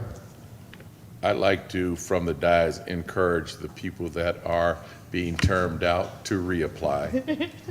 Please. I would like to second that. It's not a motion. It's not a motion, it's just a recommendation that I am supporting and would really just like to encourage and appreciate the colleagues that we have here, and I think the momentum that we have building, and also just the amount of expertise that's being brought to the table. So please know that you're appreciated if you're on the dais or not, and that I would like to see you back, and it sounds like there are others that feel the same way. I'm winking at all of you. Yes. I share that sentiment. All right, Miss Yvette, do you have anything else for us? I do. I wanted to share what your vice chair was able to work on and piece together for future agenda items. So we're putting it on the screen, and if she can explain it. It's on the screen, Vice Chair Garcia. Except we don't have this particular item on the agenda. It's on my updates, so I can, do you want me It to is your just? update? Okay. Yes, All it's right. my I go update. with I can that. explain it, but she Gotcha. created it, so I think she can do it best. I don't know, I think somebody named the columns secretary, which is probably the best Kanban board names that I've ever heard, personally. So we have essentially 4 columns here. It's really simple tracking of our items. There is a publicly available link. We'll get that out. This is very much in draft form. You can see at the very top, public. Please be benevolent. There may be errors. There are things that we're working out. This is intended really to be a working document to make transparent what we are working on, what our deadlines are, and what subcommittees and or potentially individual commissioners are actually working on. And so this board is separated into 4 sections. It's intended to be really simple. Thank you, Secretary, for helping name these, and hopefully they're clear to all of you as they were to us, and I appreciate the namings. We have the back burner, which means that things are on the oven. They're cooking. They're keeping it warm, but they're either things that we have on our agenda, our requested items list. If you remember, that used to be formerly on a spreadsheet. They are also specific tasks that we have enumerated in our work plan. So that is column 1. Column 2 is the front burner. So those are things that have been activated things that we are pursuing, we are asking for, that are moving towards prioritization. Cooking are things that we are actively actioning. So you can see, you heard Secretary make the update that we have booked a workforce presenter that we will see. So that is activated. We are working on the budget. We are working on templates for expenditures under $10,000. We also had discussed training at some point, and some other things that are enumerated here in the column of things that people on the commission are working on, which may or may not always be visible at our every monthly meeting, particularly if subcommittees have been tasked with doing some of these things. Recommendations on AI, the banner program, et cetera. This is a great scroll, by the way. I don't know who's doing the scrolling, but so you can kind of see a sampling of some of the things that, the back banner of things that we want to do and that things that we are prioritizing. And then ultimately, what we want to do is we want to progress things from the left, the back burner items, to served at the dinner table, being to the community. We want to deliver those things, and we want to get them in the served column. We have done things as a commission. This isn't to say that we haven't done them because they're not there, but these are the newest, latest, greatest items. So this is our way. We're testing this out. We'd love some feedback, I think, from commissioners here. I literally just created a QR code so that we could share this publicly during our next meeting. But it'll give us an opportunity to provide some feedback, make sure it's clear. You can drill into these items for details and comments and other things. Secretary, how'd I do? That was excellent. Thank you so much for creating it, for meeting with me to help me understand it, and for going along with the titles of the back burner, front burner, cooking, and served. To me, that just helped me understand, what's cooking, what's next, and what's really low on the prioritization. So remember the spreadsheet?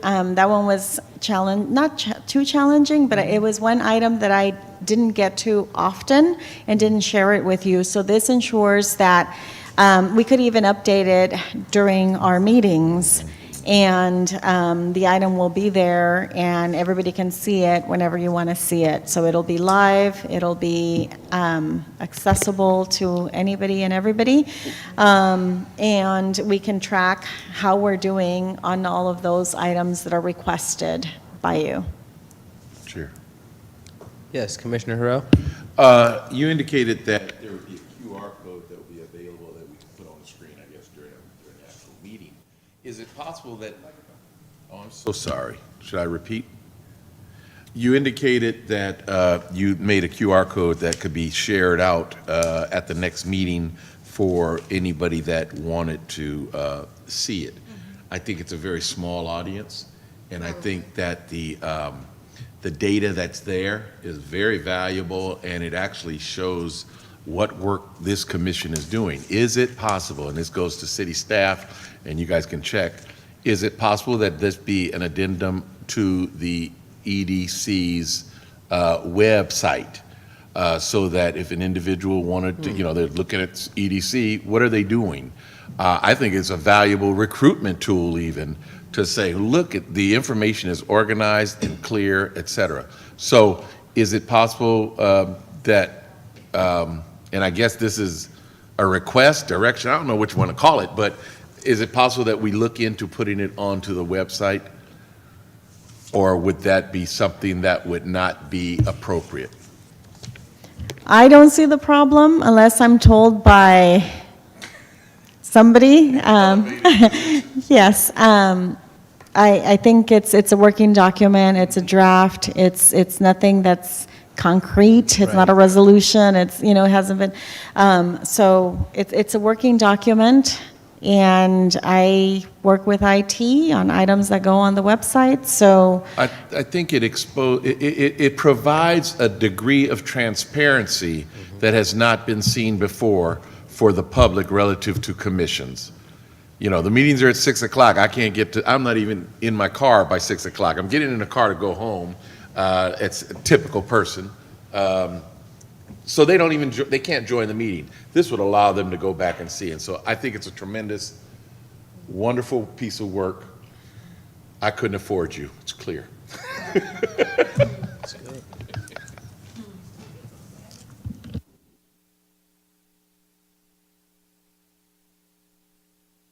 Sounds like it's clear. All right, so anything else? We'll like to turn it over to Brad Yes. and see if he has any updates. Yes. Sure. We have the same issue you do. We have to spend some money before the end of the year. So we've been working on a couple of our pilot programs from the Economic Development Strategic Plan. One of them is called Pop-Up Events. We had $34,000 set aside for that. We did an RFP. We got 10 proposals. We interviewed the top 3, and we selected a local consulting group that's called Mills, McNeil, and Powell. They're the people that put on the 707 week and 707 day. They put together by far the best proposal, and they were the most energetic and thoughtful about it. We actually talked to them about, they had a bigger budget. They had, this is what you've got. If you got more money, we could do this. So what we're trying to focus on is something that I really got to see in person a couple of weeks ago. I came into town on a Saturday. I had not yet visited the farmer's market, and I wanted to see it in person. I happened to pick the day that was the No Kings March and the car show on Mare Island Way. So I got to see what we had been talking to them about a couple of weeks earlier, which is the farmer's market really is from Sonoma to Marin to Sacramento. Then there's some ad hoc stuff between Sacramento and Santa Clara, and then it's kind of dead from Santa Clara to Mare Island Way. And so we're looking at ways to activate that area, to connect the waterfront to the downtown. And when I say Georgia Street, it's also Marin Street, which we talked about with the lights. And that day we had all 3 things. We had the No Kings March was like gathering thousands of people in that dead area between Santa Clara, which is where the plaza where they first gathered was, and the car show. So you literally saw hundreds and hundreds of people walking up from the car show, up past the plaza to the farmer's market, around the corner. I visited a number. I got here at 8 o'clock. I left at 5. I had a little bit of a sunburn. I wasn't planning on spending that much time, but it was so fascinating talking to the business people about what a difference it made to be there on a Saturday with these extra events. So we had a great meeting. Was it yesterday we met? Yesterday, yes. And Chair Monroe was there. We had the consultant was there with Visit Vallejo, Vallejo Main Street, Vallejo Chamber of Commerce, your representative, your chair, the Solano County Arts Council was there. And we discussed this idea with a map on a whiteboard, and people really liked it. But one of the things we said would be really helpful is if we kept all these people engaged as we moved along. Because one of the ideas is exactly what you talked about with the string lights. It's how do we plug in things to what we already have to really build on it? How do we build momentum constantly? How do we bring more people here? There's a store that's only open on Georgia on Saturdays. It's kind of next to the Good Day Cafe, and it says vintage on the front. And there's a bunch of studios in there, and every Saturday it's open and they sell things. And I went in there, in the front room, there's a second room that has a couch and chairs, and there were like 6 or 8 people from the community sitting around talking about downtown. And they were all talking about how it's gotten better lately. Some of these people have lived here 20 years, some lived here 2 years.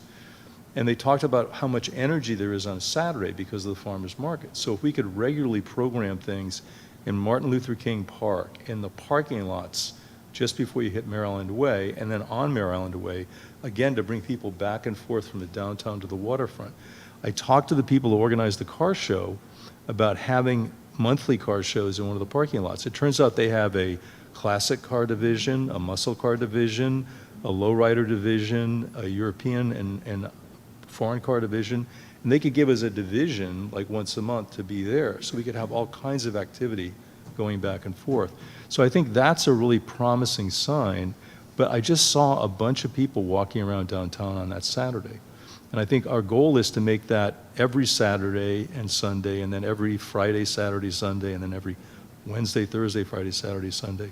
So that's the direction I think we can go in. And the other thing I did, and if you want, I'll forward this to you, because there's a recording of it, but there's a group called Retail Strategies that helps cities attract retail to their storefronts. And they did an interactive workshop. It's probably 40 or 45 minutes long, and I actually did it on a lunch hour. And I learned a bunch of things. They talked about what's dying, like CVS and Walgreens, but some of the things that are just taking off were really, to me, a little counterintuitive. And one is vintage stores. And they said that younger generations want to get one-of-a-kind, older things that are better made and don't fall apart. But the stores that sell those, like Yesteryear on Georgia, and the Toy Box, is it called, across the street? Treasure Box, I think it's called. Those places, plus there's a brand new one at the corner of Georgia and Sonoma that is called Consortium. If you haven't been there, it's incredible. And if you have more than one of those, people come back, but they also, when you go in there, you're sort of, there's a pressure because if you don't buy it now, it'll be gone if you come back the next Saturday. But you also know that if you come back on 2 or 3 Saturdays, there'll be a whole bunch of new stuff there. So it really draws people and it gets them to linger, especially if you have more than one. And the example I can think of is Martinez. I went to a Green Empowerment Zone meeting there recently, 2 months ago.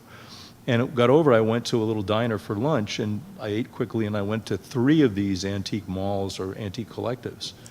And my wife and I used to go there all the time when we had a little more time.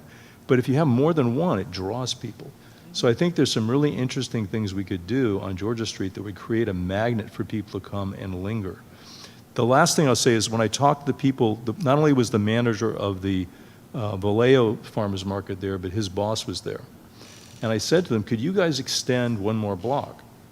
And they explained to me that in the wintertime when there's fewer vendors, they only use those 2 blocks. Then in the summer, they can use the 3rd block. But they started brainstorming. They said, what we could do in the winter months, we could just give a vendor two slots so they could have 2 tables. So the ideas would be fill the whole block. We may have fewer vendors some parts of the year, more others, but we could fill the whole 3 blocks. Then it would again get us closer and closer to Mare Island Way. So I'll stop there and answer any questions you have. Commissioner Harrell? Please add horse show. Horse show? Horses. You know, the auto industry and cars are California, right? It always has been. However, we have a significant number of horsemen and women, and we've seen them in parades here. Former council member Mina Diaz actually made a call and pulled them in, and it was an unbelievable parade of horses. There must have been 150 to 200 people on horseback, beautiful stallions and mares, and it was beautiful. And it's just something that I think that would draw in another type of audience. The diversity of our community, we need to serve all of and I know you agree with that, we need to serve all of them. And it appeared that in the Latin community, the Latin American community, that's a very big piece. Or at least they were the ones that were most greatly represented. But there are others. There's the Black Cowboys. There's there's a variety of others. So it's just something to add to the muscle, to the car shows. One of those we can give them a break, or one of those months or whatever, and bring in horses. And I meant to bring it down with me as a prop, but I was in the Solano County Arts Council space. And across the street, there's a store that does ceramics and things made in Vallejo. And I think they're only open on Friday or Saturday. But I bought a coffee cup, one of their handmade coffee cups that I now have in my office, that when I need a glass of water or a cup of coffee, I use it. And they were saying that if they started to see more people, they really love, and the owner lives upstairs. And they would love to see a few more people there on Thursdays and Wednesdays, and they would consider opening up more hours if they could. I think what's really important also is, and you've shared with it based on your visitations, I certainly have observed it over the past probably 24 months or so, maybe a little less, but I'm going to give it that long because it's an on-ramp. There is a greater degree of community satisfaction, and it parallels the reduction in certain elements of crime and safety being elevated and that sort of thing. So I think that all of our businesses need to be queried relative to what are they seeing, how are they experiencing, et cetera. Yes, we're getting major shutdowns from large drugstore firms and that sort of thing. That industry is completely in flux. It's in change. We all know that. Retail is in change. So anyway, thank you for visiting for that whole day. Sorry you got sunburned, but it's good that you were able to see what's possible. We also started this week meeting, we have once a month, we have a staff meeting every Monday, and the first Monday of the month is in person. And we invited the planning director and one of her senior staff to join us. They're going to do it every month when we do the in-person meetings, because there's a lot of overlap between planning and economic development. When people are trying to get a quick approval, they need all the information. So if I meet with, and I had several meetings with businesses last week, including 2 potential grocery stores and an advanced manufacturing company. And I had a planner with me in the meeting to answer any questions and to help us sort of brainstorm how to speed things up where we can. Thank you so much for that report, honestly. That was something that I was reflecting on as we haven't had an ED director. It's like, man, we used to get a report from the ED director, so it was great to see that on the agenda, and thank you for being here to give that report today. All right, now we'll move on to the ad hoc subcommittees. Looks like 7B. Report from the Ad Hoc Subcommittee for Business Retention and Expansion, focusing on Sonoma Boulevard Business Cluster. Subcommittee term 10/25 to 9/26. So we met this morning. This is our 3rd meeting. We have had some difficulties meeting after the holidays for whatever reasons, but we are going to start cracking down on that meeting day and getting a little bit more concise with that meeting date. And I appreciate all the subcommittee members. I mean, people make it work. Like, I was on a subcommittee meeting this morning, pretty much in the middle of a break job. I mean, we got to do what we got to do. Like, I'm trying my best, quite honestly, man. Just had a baby. Who knows? Everything is going on. But, life is life, and I really appreciate everybody for all the effort that they bring to the table. And as far as our report today, what I can focus on coming up for our next upcoming meeting is making sure that we have clear and concise details, and also make sure we give clear direction to staff next time if we have anything to agendize for next meeting. Thank you.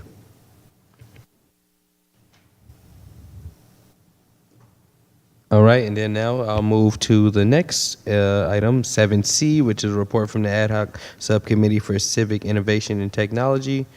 I'll turn that one over to Vice Chair Garcia, if you have anything for us.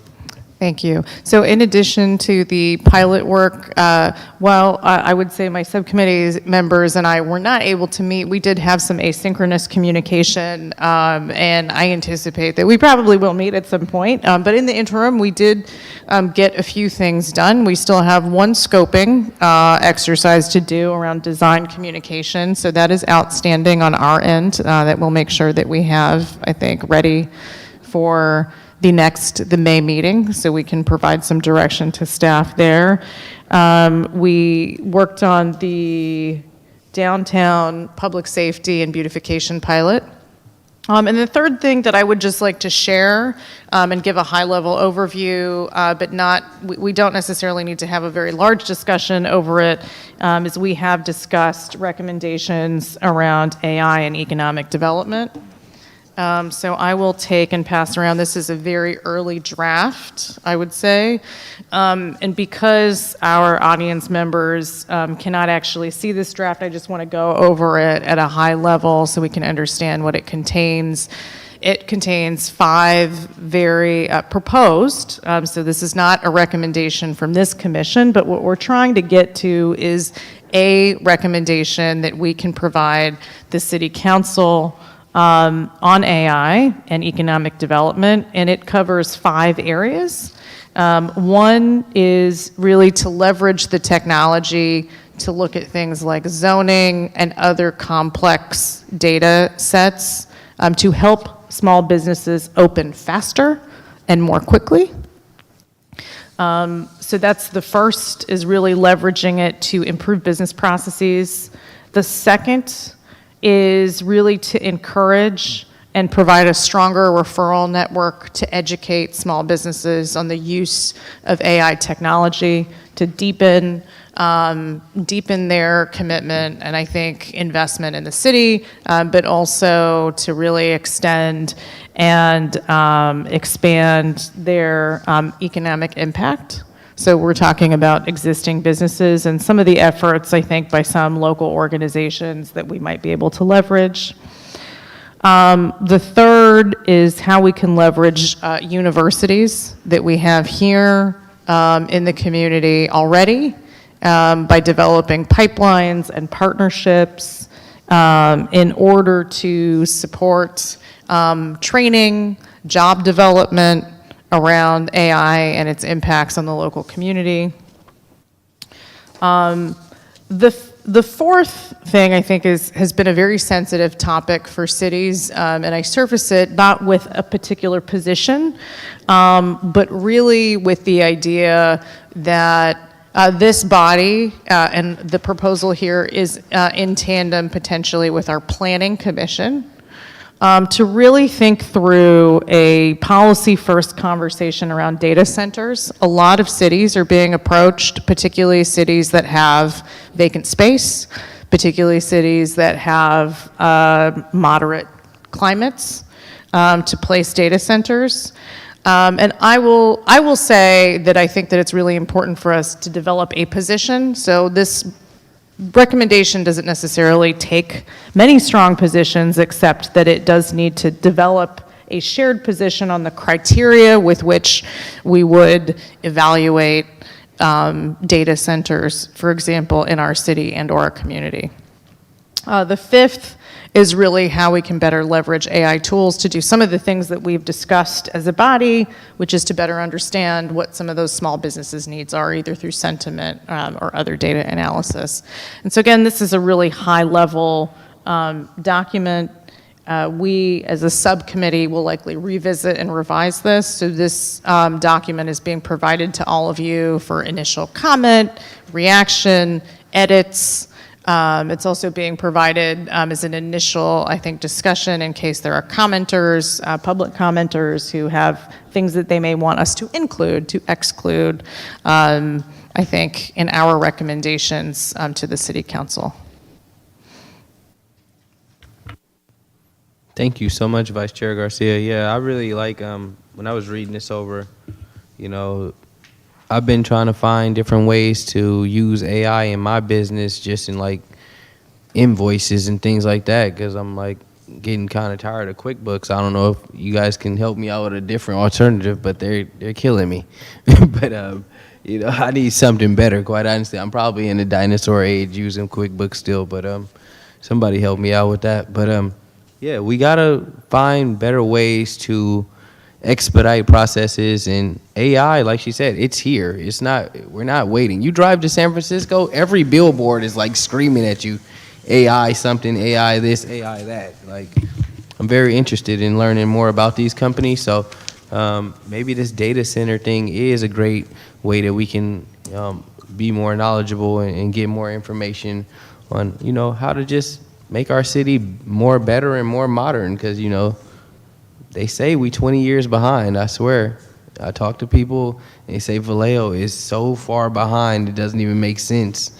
And we have these resources, and we have the opportunity to take advantage of these things, but we gotta push through. Commissioner Harrell? We spoke to AI 2 years ago, perhaps, to the use of AI, and we posited the question regarding the city engaging in using AI for various functions. It was not early in AI because it's been around a while, but the user interface improved radically in the past 18 months.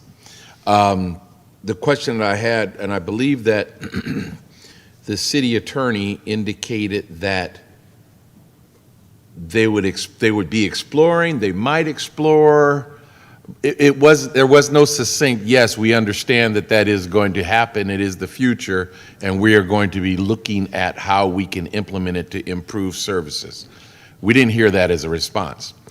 And I don't know if it was because it's not, the city council hasn't taken it up as an issue. I don't know where it is, or if the city manager wasn't pushing it and saying, hey, we can do this. So can you give us any insight as to what the city is doing at this stage with any use of AI for any purpose? So very briefly, since this is a whole agenda topic of its own, the city is working on developing a policy for the use of AI. There are a number of legal and practical ramifications for using AI, especially when you are working with people's sensitive data or confidential data. In order for us to use it, we have to have agreements with AI providers, whoever they are, whether it be ChatGPT or Claude or any of the other ones, that they promise to keep our stuff private and secret. We don't have any such agreements with those platforms right now. We need training programs for staff so that we can teach them how to use AI without getting into trouble and without creating issues for people's privacy and confidentiality. So it's a lot bigger task than just saying, oh yeah, it's cool, we want to use it, for an organization like us. And I appreciate that response, and it's much like the last response, in that it's not actionable. We're exploring it, we're looking at it, there's a lot of questions that we have to ask. It's kind of like the banner program. That came up 4 or 5 years ago. You know, and it's like, we're writing a policy, we're gonna work on a policy. We still don't have banners up. Now we're gonna get them. But, you know, 4 years, give me a break. That's a lifetime. Somebody chooses to move in less time, right? Yeah, I don't think it's gonna take us that long. Okay. So we're a lot further along. So is there a strategic plan to move the ball forward in this initiative? We're working on getting the policy first. Okay. And that's being worked on right now. Okay, great. In fact, I worked on it earlier today. Oh. So it is being worked on. There is a committee of employees who deal with all of this, IT, us, the city manager's office, who are working on this. So it is in the process. It's gonna happen. It will, of course it will. It will happen. There's no question that it will happen. Yeah, it just so many issues with that. It just has things to deal with. Beautiful. Thank you. Vice Chair Garcia? Hey, thank you. Yeah, I wanted to add, and also I will sort of fully disclose my bias and area of expertise, because this is an area that I have worked in internationally and domestically around the use of AI in cities. And so one of the things that I would really encourage us, I think, Chair, to the point that I heard you discussing, is, you know, I think that what this affords us, particularly from the lens of economic development and as it pertains to the work of the subcommittee, is recommendations that allow the city to leapfrog forward, particularly in areas in which do not cover private information, which there are many. I mean, there are entire companies that are built on the publicly available information, whether that's Zillow or Redfin or any of these real estate companies, and more and more and more. So the things that I would encourage us, particularly as a body and as a subcommittee and a commission, to provide a lens on is what can we do, not what can we not do. So what can we do is far more important than what we cannot do.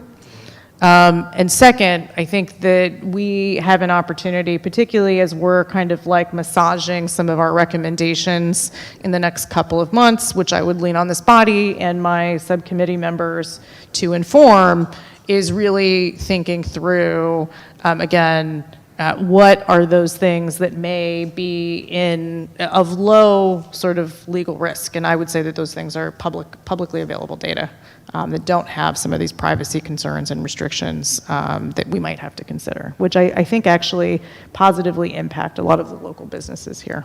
So I'll leave it at that. Thank you. Well said. Okay, it looks like, Before we move away from this item, I did want CI. to ask this subcommittee for any updates on the banners pilot project.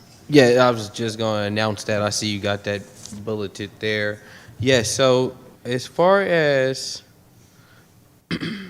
I need clarification because I thought that the Sonoma Boulevard subcommittee was being tasked with that. That was, maybe I got misunderstood or mixed up a little bit, but I was thinking that the Sonoma Boulevard, I thought we had got tasked with the banners, not the civic innovation. I need some clarification. If somebody recalls, or we'd have to go back to through meeting minutes. Yeah, I but was I don't that's- think that there was any specific subcommittee assigned It wasn't? for banners.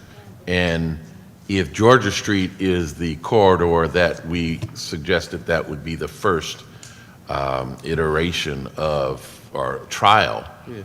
I don't know why the Sonoma Boulevard subcommittee would be tasked with that. But it could be because that was the only subcommittee created At at the that time that we moment, started at working. that Okay. Could be, I All don't, right. Yeah, I don't recall. Yeah, I can't recall. I mean, maybe it was just me, just like taking the initiative. That's fine. Other than that, I was thinking to myself, I can create a deadline that I can hold myself accountable to. As far as having, I mean, I've been like visualizing and, thinking about this for a long time. I mean, we had a last meeting, and there was this, good God. Yeah, the last meeting, there was something brought up, Vallejo 175. And that's the theme that we want to push. We want to go with that 175 theme and keep it simple because we don't want to overthink this pilot project. It's the first phase of it. We're going to get something out there. I'm going to make sure I get you these graphics that you want in the next 48 hours. I mean, that's not difficult for me to get. I don't know if I missed an email from you or something, but I definitely apologize on that. I thought we gave direction last time as far as the Vallejo 175 thing. As far as clear direction, what we spoke about in our subcommittee meeting this morning was having it tie into the city's colors, kind of similar to the flag, something like, welcome to Vallejo, Vallejo 175.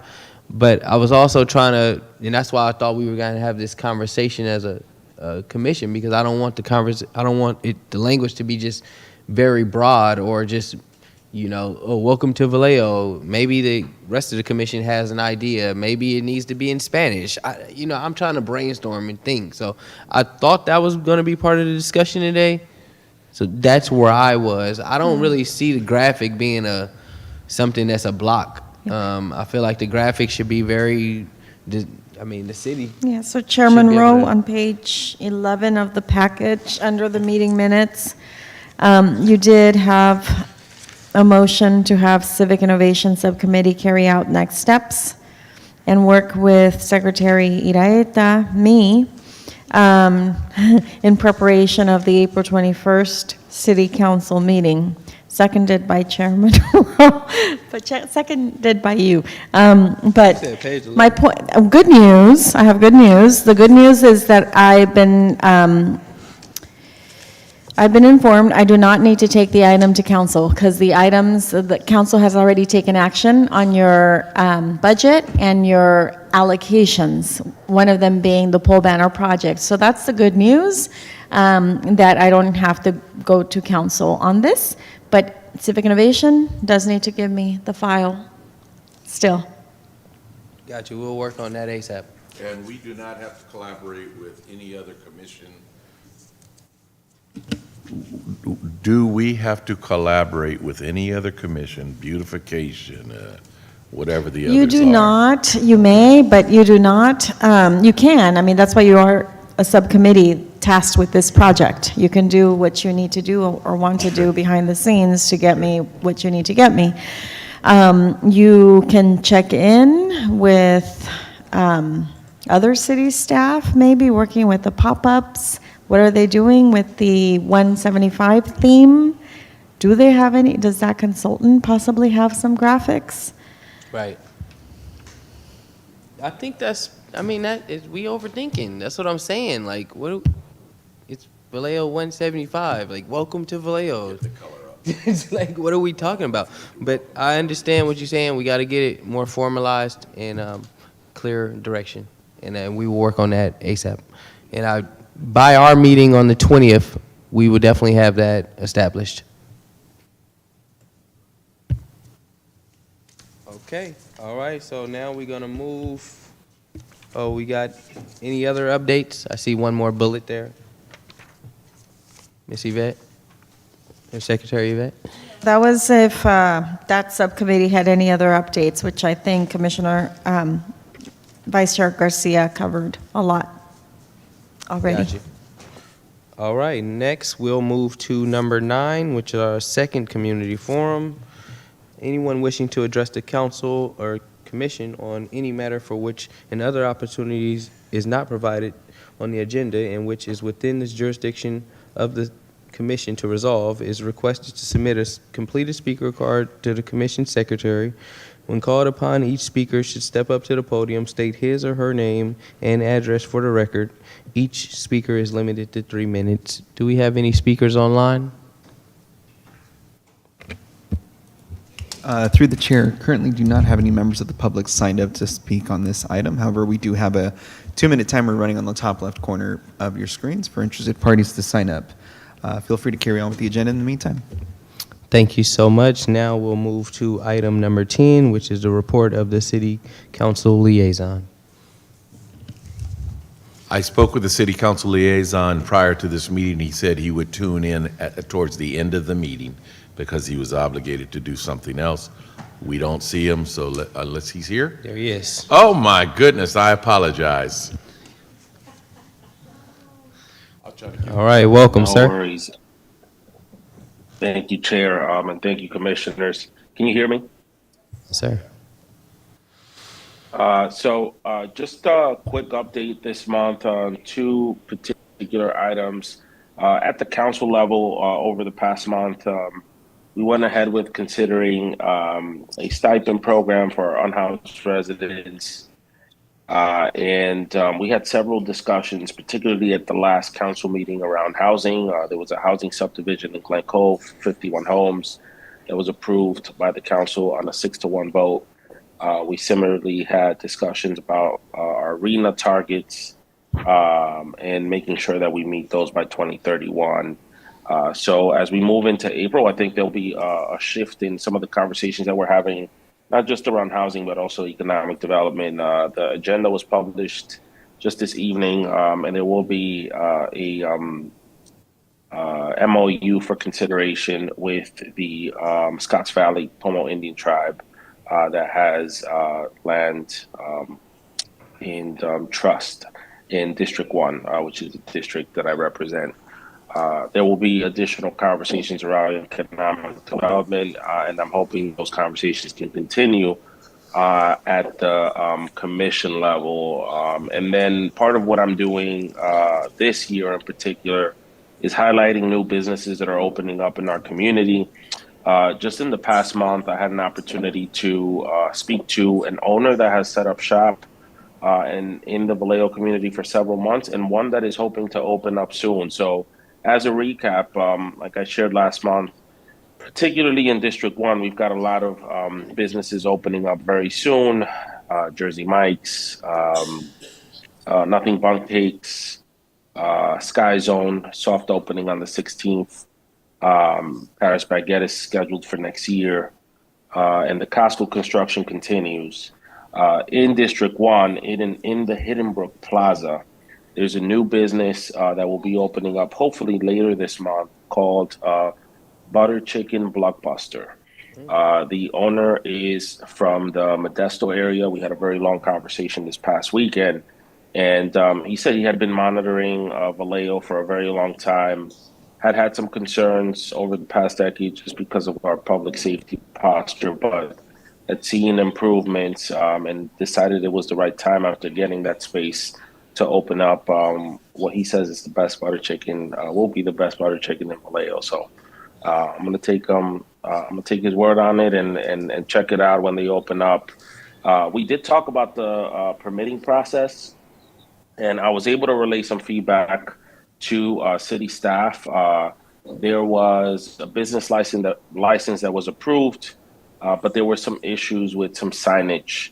And it's not the first time I hear about signage issues and that causing delays when it comes to inspections. And so, something that the director of the planning department shared with me is that as director, uh, uh, Brett, Paul, sorry, alluded to earlier, there will be cross collaboration between the two teams to figure out ways to not just make themselves available for new businesses, but also to figure out how we can streamline some of these like signage and permitting issues that are coming up when the business is trying to go online, because they do contribute to delays, and as I've shared in council meetings, they also contribute to the bottom line.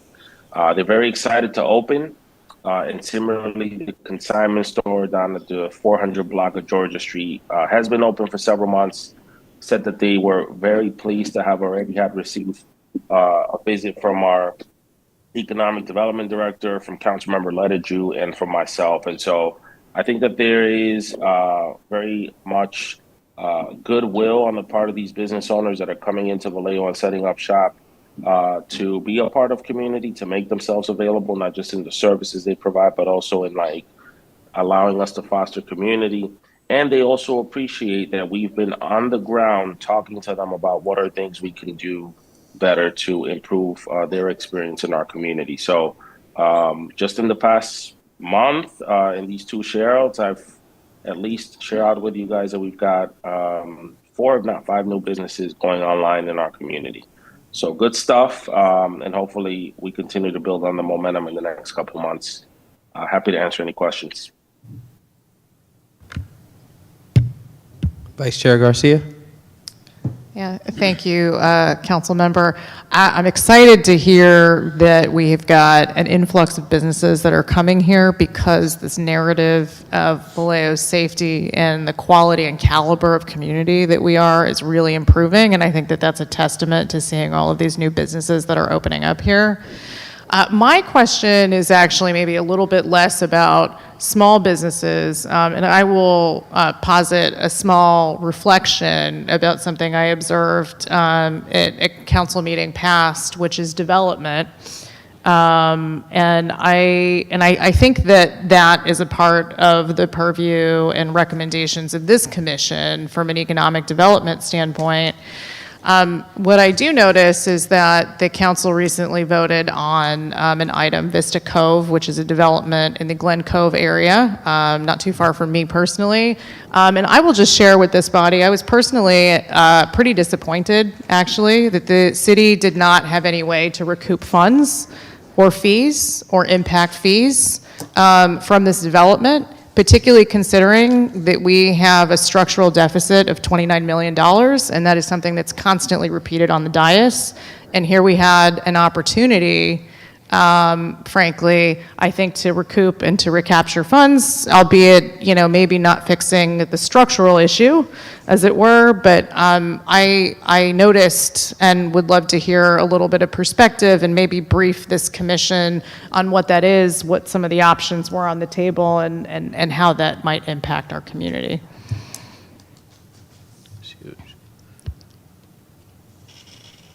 Yeah, I think our city attorney's office and our economic development director can probably speak to, and our planning director can probably speak to some of the options that are available to municipalities. Unfortunately, the position we're sitting in right now is that there's several ordinances that are working their way through the system, and because they're not implemented, we don't have the structure or the mechanism in place, at least systemically, right, to be capturing some of these funds when folks are passing projects through the pipeline, developers. Now, I personally voted against that project because I did feel like we needed to do something, and we did not. But I think there's also the broader concern I have around just meeting our regional RENA numbers and what the plan is around that. we could talk a good game, but that deadline is 5 years away, and we're severely under when it comes to the unit. So it's definitely something I think, via the referral process or the work plan process that you guys should look at and provide your perspective on. But I'm sure it won't be the last time we'll be talking about that in the next couple of years.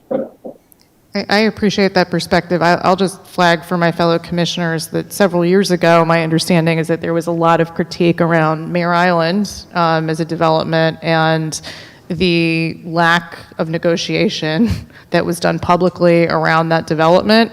And I will just say that I really applaud you, council member, for voting no. And I think that it's really important that we as a body really recognize the fact that just because an individual negotiates something in private doesn't mean that bad decisions made in public that do not recoup funds for our city are any better.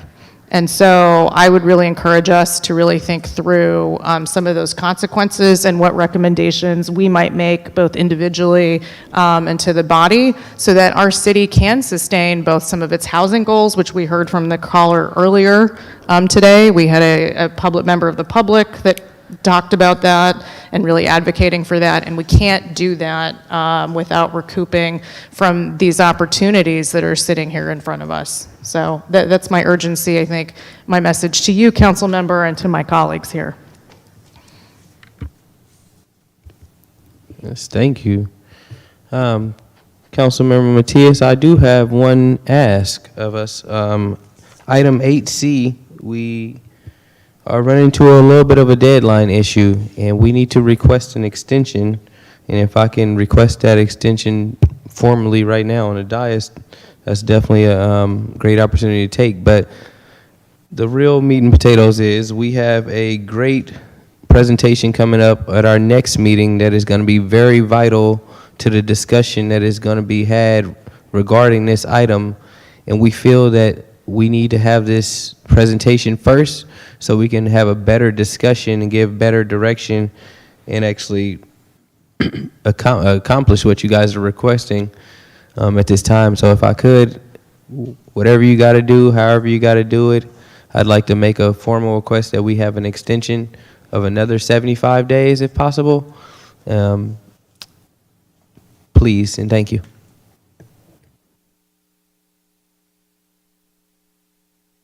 And you don't have to respond to that right now. Stuff that we're doing, a lot of the stuff that we're doing is relatively new, Chair, in terms of the referrals and deadlines and what happens if those deadlines are not met. So let me just talk to staff and see how we can figure that out. But I'm sure that's something we can accommodate with council support. Yes, sir. I appreciate that. Thank you.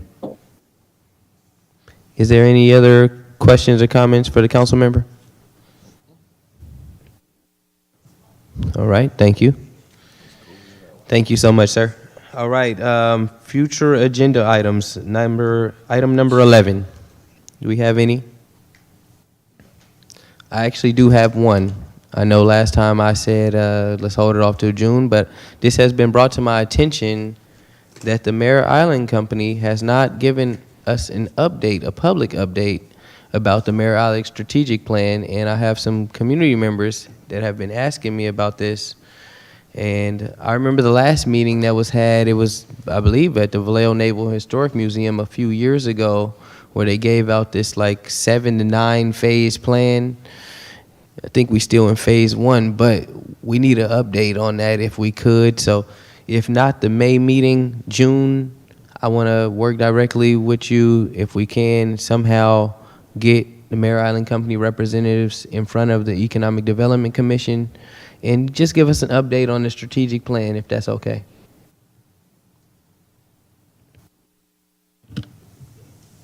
Commissioner Harrell. Was there specific timeliness to them giving reports and updates, either on a semi-annual or annual basis, or was it just by request? Looks like that's directed to staff. Yes. Oh, I'm sorry. The staff that works on that is not here. It's not me, and I'm not sure if our interim economic development director is aware of that agreement and the timelines. and the requirements for reporting.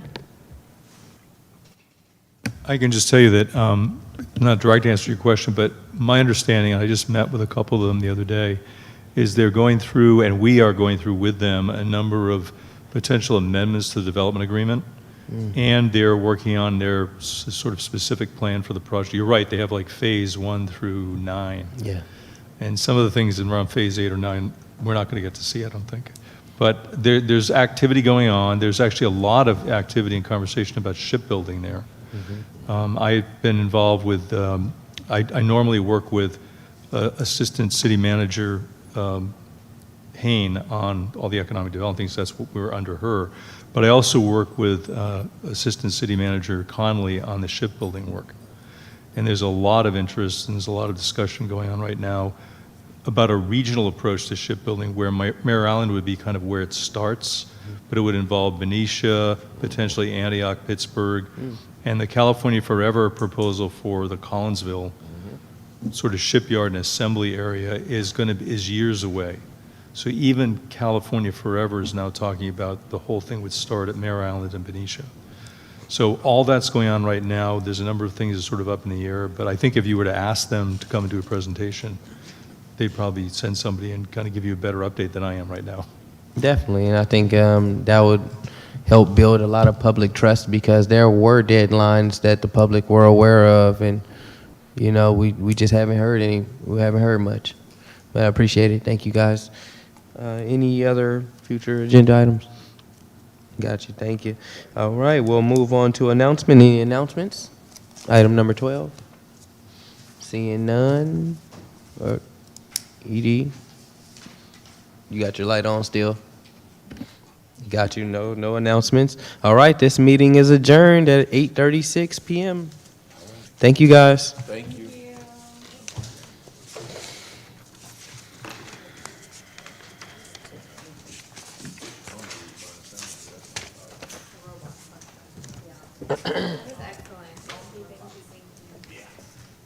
I think those lights don't happen too, honestly. I think when I was reading that. The lights got to be here before, they got to be up before summertime. Right, for real. They got to be up in summer. And it's like, that's what the commission can do, is kind of expedite the processes. Right. Get together, if you don't mind, get together with me on the design. Let's talk tomorrow. Yes. Yeah, let's do that. Because I was like, This is not hard. fucking 5 minutes of work.